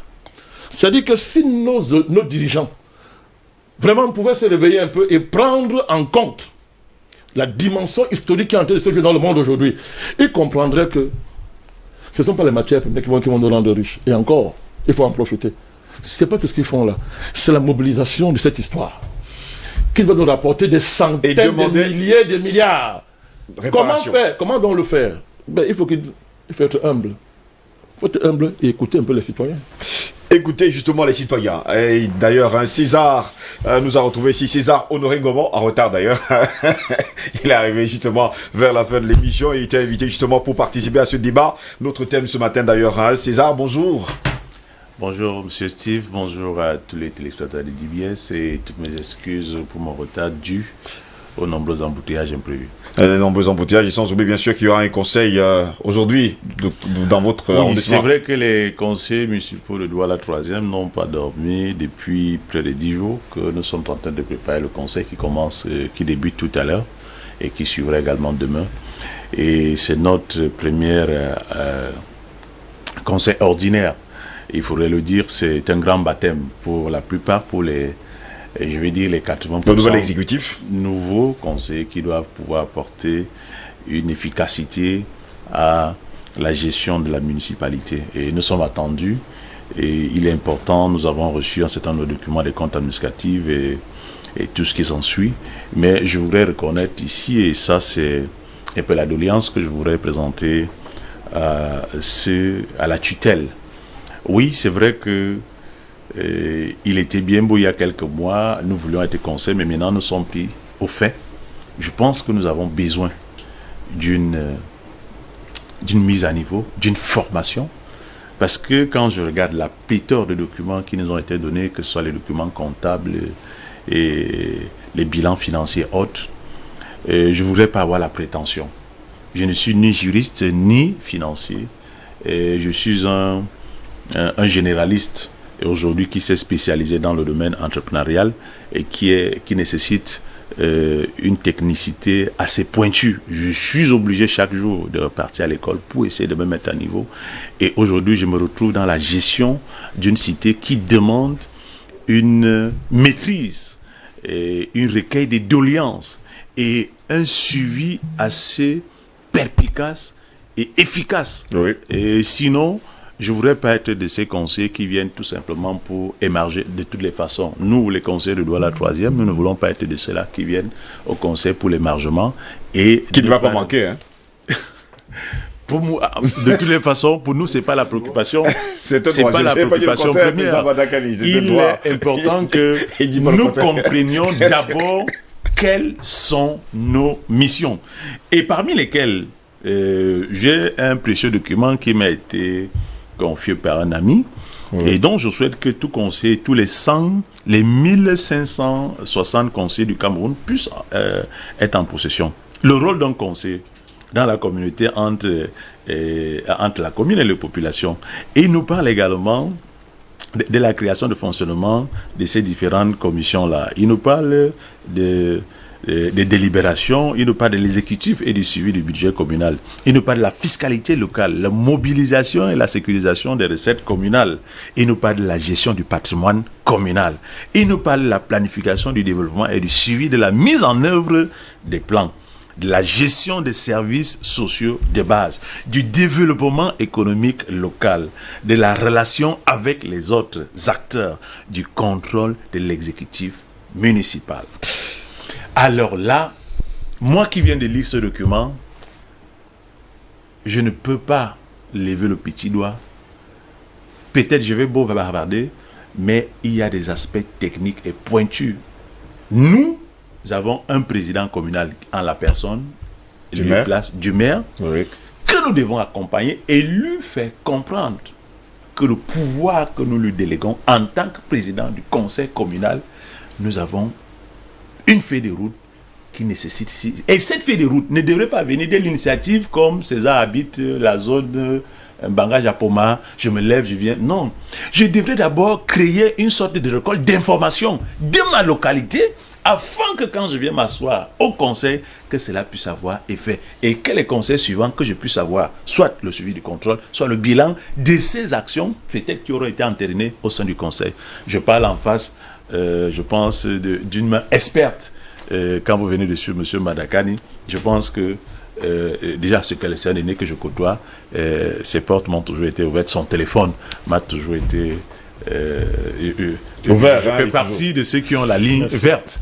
Donc, nous voulons vraiment cet encadrement. Et on espère tout simplement que votre conseil municipal se passera super bien, en tout cas, au cours de cette journée. C'est le premier, on va se découvrir et nous allons... En tout cas, nous vous le souhaitons. Hein. On ne vous appelait pas pour en parler, mais bon, vous avez profité pour en parler. Notre sujet, pas mauvais.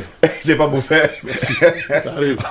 Ça arrive. Il faut précisif. Non. C'est vrai que le sujet que j'avais trouvé, l'aîné Mbadakani, il est assez calé, pertinent. Qu'est-ce que je devrais encore dire? Donc, je ne peux que... je ne peux que plaider et pour présenter une doléance pour notre conseil, parce que c'est ce qui n'est pas le sujet. Donc, il va dire tout ça. Il a même le tourner dans la farine, là, le mec. Albert Anatola, ici, vous avez suivi d'ailleurs le président Mbadakani dans sa prise de parole. Il nous faisait savoir que jusqu'à preuve de contraire, les autorités, je parle bien sûr des gouvernements africains, jusqu'à preuve de contraire, n'ont pas encore pris conscience, justement, des batailles futures, n'ont pas pris conscience de cette bataille géopolitique qui nous tend les mains. Ils ont un mot à dire, mais on a l'impression qu'ils ne disent rien. Mais dès qu'ils n'ont pas encore pris conscience, j'ai le sentiment que vous voulez justement être... vous voulez être un peu plus angélique vis-à-vis de... Non, écoutez, ils ont pleinement conscience. Ils ont pleinement conscience. Malheureusement, je suis obligé de vous le dire, et c'est la vérité. Ils ont pleinement conscience de cette situation. Mais ils ne veulent pas prendre des actions courageuses. Vous savez, la problématique de la traite négrière, de la colonisation et de la néocolonisation, c'est que tout à l'heure, le président parlait de... Mbadakani parlait de... que puis dit qu'il qualifiait de colonisation globale. Ça continue de faire des effets pervers. Sur le continent, tout à l'heure, dans la revue, vous parlez par exemple des problèmes fonciers. Ça, c'est ça, ce sont les conséquences de la néocolonisation.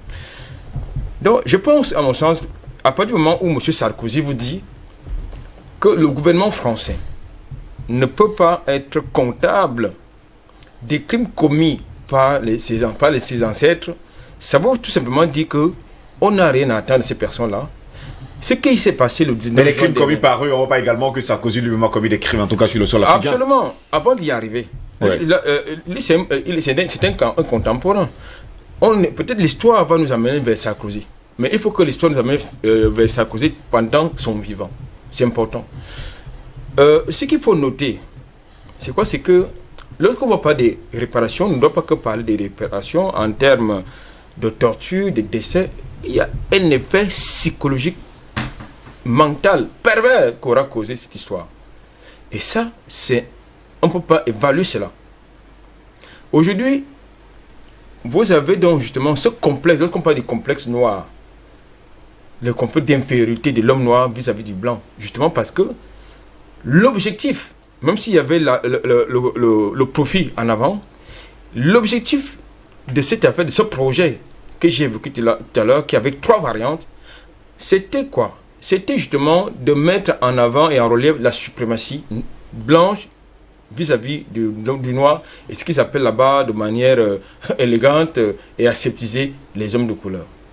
Donc je pense que de ce point de vue, et ça continue aujourd'hui, c'est-à-dire que ce soit le Libanais que vous rencontrez dans la rue, que ce soit le Chinois, que ce soit le Français, et lorsqu'il vous rencontre dans la rue, lorsqu'il suffit seulement qu'il y ait une peau blanche, l'homme noir a de la peine. Il a de la peine à lui faire comprendre que monsieur, je suis un décomplexé.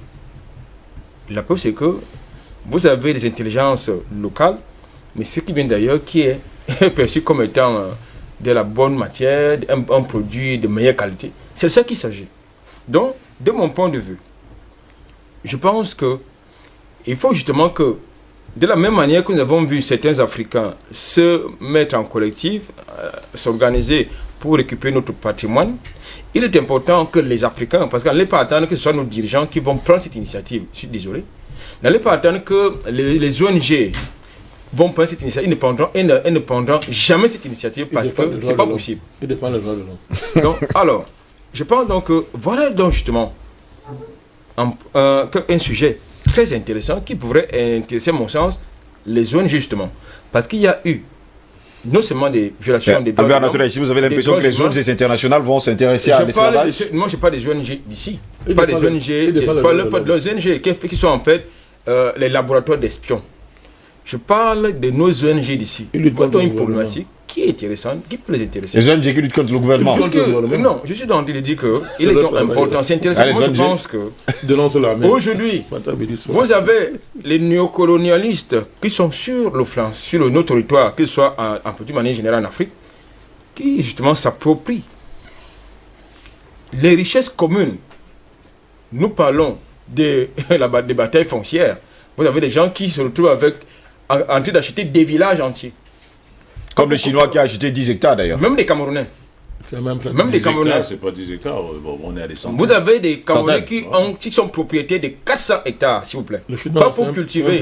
Non, je suis très sérieux. Vous avez des Camerounais qui sont propriétaires de 400 ils sont nombreux, hectares. très nombreux d'ailleurs. Pas pour cultiver, pas pour construire une agro-industrie, pas pour créer une agro-industrie ou bien pour créer des champs, c'est pour construire des maisons. C'est ça qu'il s'agit. Bon, vous croyez qu'avec ça on peut avancer? Est-ce que l'économie du Pitigar est vendu? L'économie du béton, ça n'a jamais créé d'emploi. Bien au contraire, l'économie du béton, ça ne crée pas des emplois. 400 titres fonciers. Dis bien, l'économie du béton, ça ne crée pas des emplois. Bien au contraire, ça bloque de l'argent. Et ça ne crée pas des emplois, ça crée du chômage. C'est le gros problème que nous avons. César, vous nous avez trouvé justement en plein débat. César Honoré Ngomo. Il y a également un problème. On a l'impression aujourd'hui que l'esclavage n'est pas terminé et qu'il y a certains noirs qui, jusqu'à preuve de contraire, se sous-estiment face à un blanc. Bon, là, je vais me défaire de la casquette de conseiller municipal, d'homme politique. Je vais donner l'avis d'un citoyen. La décomplexion, je pense qu'elle devrait partir d'abord de notre état d'esprit. J'ai la chance aujourd'hui de côtoyer au quotidien ces milieux avec beaucoup d'expatriés, certains qui sont nés ici en Afrique, qui vivent et qui sont dans leur comportement, dans leurs us et coutumes, les plus africains. Et ça, je vais épargner cette catégorie-là. Ils ne sont que européens, occidentaux, de par leur peau. Mais les mentalités, je le vis au quotidien. Mais nous avons une autre race qui, de par cet emprunt, et je vais prendre à poste égal, et lorsque vous regardez ce que, à la différence de couleur de peau, ce que on donne à un expatrié et à certains nationaux, mais vous n'avez que vos yeux pour pleurer. Il est important que ça parte d'abord de la colonisation mentale, de comportementale, spirituelle. Même de spirituelle. C'est ça le mot. C'est-à-dire, tant que nous n'allons pas franchir ce pas, nous n'y arriverons pas. Il y a un deuxième aspect qui on semble négliger. Lorsque vous suivez les différents panélistes sur ce plateau, il me ressort un conseil que je vais pouvoir donner à tous qui veulent affronter ce débat-là. Voyagez, déplacez-vous, allez voir comment font les autres. Nous pouvons beau décrier tous ces comportements, mais quand tu as été dans les faits, excusez-moi de revenir sur l'état psychologique mental. À la frontière Cameroun-Guinée équatoriale, j'ai été roué des coups de poing, comme un malpropre. Je m'explique. Je vais à la CAN, je suis en retard parce que je devrais remettre certains éléments à une fédération. Et je regarde, il n'y a pas de vol à cette heure-là et la compétition commence le lendemain autour de 15h. Et automatiquement, je cours vers un aîné qui je vais faire fi de son grade et qui pouvait me faciliter l'entrée, ce que j'obtiens d'ailleurs. Mais sauf qu'à l'entrée du poste de contrôle, j'ai ma chemise de documents où j'avais tous les éléments, les actes de mes enfants, parce que je sortais d'un rendez-vous dans une ambassade. Et j'oublie ça dans ce poste-là. Et une semaine après, quand je finis la compétition, le Cameroun est éliminé, je rentre par là et j'omets de m'arrêter pour pouvoir demander ces documents-là. Et quelques temps après, je reviens pour réclamer. Tout poliment, c'est-à-dire je garde de notre côté au Cameroun et j'entre donc à pied pour essayer de rencontrer.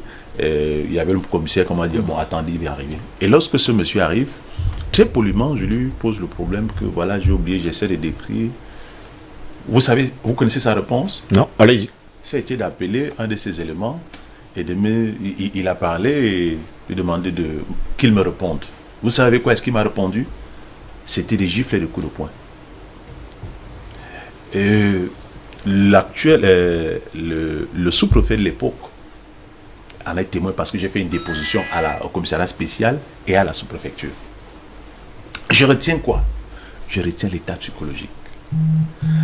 Et j'ai voulu, pour répondre, moi, pour réagir là, j'ai voulu toute immatriculation que je devais voir, entendre de l'autre côté.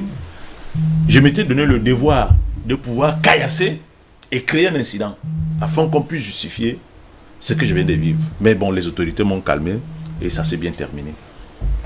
Je voudrais dire, quand je reviens sur l'état psychologique, nous sommes d'abord notre propre problème. Moi, Ngoma Honoré César, je n'ai aucun complexe quand je suis face à une peau différente. Je fais l'expérience chaque fois que je vais, que ce soit aux États-Unis, que ce soit en Europe. Je n'ai que dalle. Je sais ce que je vaux. Et c'est ça qu'il faut à chaque Camerounais, à chaque Africain. Et vous allez voir que cela a des répercussions sur les conclusions parfois des revenus qui devraient être quelque chose qu'on devrait avoir de gloire. Mais quand vous regardez les comportements, parce que pour pouvoir vous avoir, pour qu'un expatrié puisse vous atteindre, il passera par moi, M. Goss. Il ne passera pas par un autre expatrié. Il passera par moi. Mais si nous n'avons pas déjà cette fierté, comme j'ai suivi tout à l'heure M. Mbadakani, et bien évidemment, je suis d'accord avec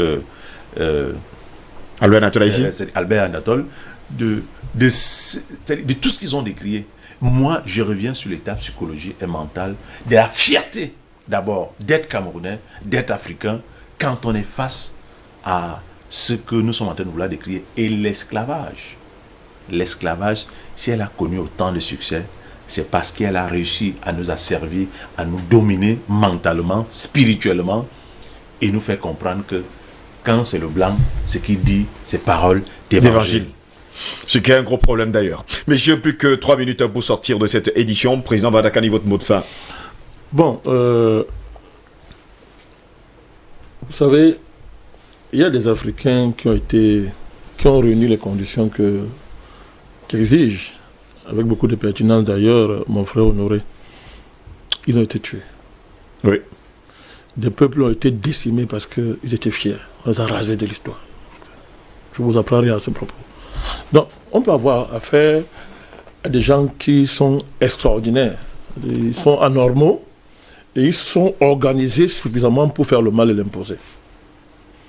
Et ce dérèglement mental que tu convoques participe justement de leur démarche, de cette stratégie de déréglementer les gens. Et ils ont des structures, des moyens pour ça. Quand vous organisez un monde où c'est vous seul qui avez l'argent, c'est vous qui maîtrisez le système monétaire, c'est vous qui contrôlez l'économie mondiale, c'est vous qui décidez qu'il doit exister ou pas, vous voulez que les gens fassent quoi? Mais les gens n'ont pratiquement pas le choix. Donc c'est pour ça que notre combat, c'est de saccager, permettez l'expression, ce système-là. C'est ça qu'il faut saccager pour que les gens soient libres. Si parmi les Africains, par extraordinaire, il y a des gens conscients, c'est bien. Mais moi, je comprends, à un moment donné, qu'il y a beaucoup de gens qui, à un moment donné, baissent les bras parce qu'ils sont mentalement déréglementés. Les guerres du XXIe siècle, ça va être la guerre des intelligences. C'est justement ça. Les Occidentaux ont compris ça, ils ont inventé l'intelligence artificielle. C'est-à-dire, Ils commencent à voir que les Africains deviennent très intelligents. Oui, intelligence artificielle. Bon, dans ce combat-là, on peut estimer qu'on est en retard. Mais il y a un endroit où on n'a pas un retard. C'est pour approfondir ce qu'il a dit. L'intelligence spirituelle. On n'est pas en retard. Il faut que les Africains mobilisent l'intelligence spirituelle de leur peuple et de leur population. Et là-bas, il n'y a pas de limite. L'intelligence artificielle, c'est rien. Je vous ai démontré que la puissance mentale de l'être humain n'est même pas encore utilisée à 10%. À 10%. Même pas. Mais ils inventent l'intelligence artificielle parce qu'ils sont des capitalistes. C'est pour maximiser le profit. Mais il faut qu'on mobilise cette intelligence-là. Et à ce niveau-là, c'est l'Afrique qui a l'avantage. C'est pour ça que si nous savons mobiliser notre histoire, on va gagner ce combat. Vous voyez, on nous a enseigné pendant longtemps que Hitler était le démon de l'humanité. C'est-à-dire le plus grand démon de l'humanité, c'était Hitler. Le projet d'Hitler, c'était la suprématie de la race aryenne. Qu'il considère comme étant la race supérieure. Tout à l'heure, il parlait de suprématie blanche. Mais aujourd'hui, ouvrez les yeux. Mais mon frère Honoré, est-ce que l'esclavage est fini? On est en train d'entrer dans l'esclavage universel. C'est pour ça qu'ils peuvent dire que l'esclavage passé était un crime contre l'humanité. Parce que là, maintenant, ils sont en train de nous faire entrer dans l'esclavage universel. Le projet de pucer les hommes, c'est quoi? C'est justement ça, messieurs. Là, vous ne pourrez même pas vous libérer. Quand on mettra une puce, vous ne pourrez même pas vous libérer. Albert Anatola, ici, pour sortir l'émission. Non, pour sortir l'émission, je voudrais dire deux choses.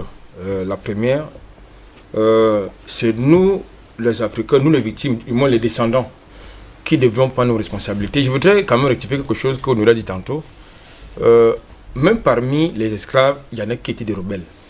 C'est-à-dire qui n'avaient aucun complexe. Ils sont très nombreux.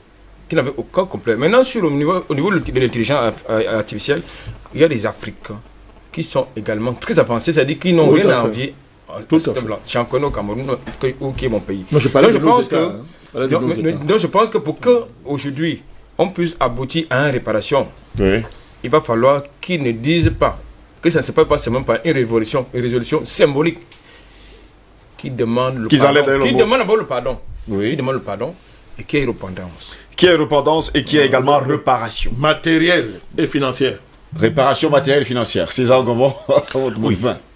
Je dirais qu'il y a une rumeur qui a circulé, je vais sortir par là, avec soit c'est un emprunt, Macron disant que tout Africain qui va entrer justement sur le sol européen devrait avoir été vacciné. Je l'avais dit depuis longtemps. On en a parlé sur ce plateau. On l'avait dit depuis très longtemps. Alors. Pour moi, c'est une volonté politique. Et c'est là où le politique doit entrer en action. Serlex, Durlex. On applique la réciprocité. C'est-à-dire que... Pour venir chez nous ici. Et je pense que cette pandémie est une opportunité pour nous, Africains. On a pu démontrer que pendant 3 mois, les frontières africaines peuvent rester fermées. Et on ne meurt pas. On ne meurt pas. On vit. La preuve. Regardez dans nos marchés. Malheureusement, Air France est déjà là. Non. Regardez nos marchés. Les produits vivriers. Sans converser avec eux, on n'est pas mort. Je vous dis aujourd'hui, avec 1000 francs de ration chez moi, on a une très bonne sauce, de sauce tomate avec du riz cultivé en DOP. Mais on vit tranquillement. Voilà un exemple typique. Donc, commençons à fermer les frontières. Merveilleuse conclusion. Tirons les conclusions. Regardez comment les oignons abondent le marché. Regardez comment la tomate abonde le marché. Ce n'est plus exporté. Ce n'est plus exporté. C'est ça qui me dit. Merci monsieur d'avoir été là ce matin. N'a point d'oreille. Merci beaucoup d'avoir été là ce matin. César Gomon, merci d'avoir été là. Bon conseil. Hein. D'ailleurs, tout à l'heure, Albert Anatola ici, merci également d'avoir été là. Président Barakani, merci également d'avoir été là. Je pourrais vous dire officiellement devant tout le monde, hein, on a besoin de vous demain matin. Comme ça, au moins, vous n'allez pas vous départir de ça. Il faut que les droits de l'homme viennent intervenir. Mesdames, messieurs, comme je le disais d'ailleurs à l'entame de cette édition, si l'esclavage n'est pas mauvais, rien n'est mauvais. Lorsque l'homme s'habitue à voir les autres porter les chaînes de l'esclavage, c'est qu'il accepte lui-même un jour d'emporter. Être servi à soi-même est le plus pénible de tous les esclavages. Au plaisir de vous retrouver demain pour une nouvelle édition de DBS Matin. Merci d'avoir été des nôtres. Bonne journée à toutes et à tous.